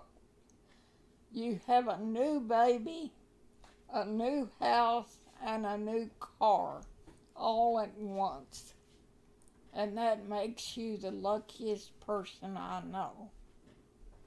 Well, I knew she was right. And I was so thankful for everything I had.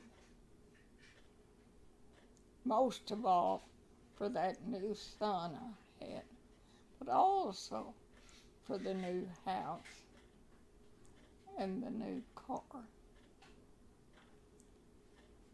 And I felt like I was the luckiest person I knew. Really, I knew she was right.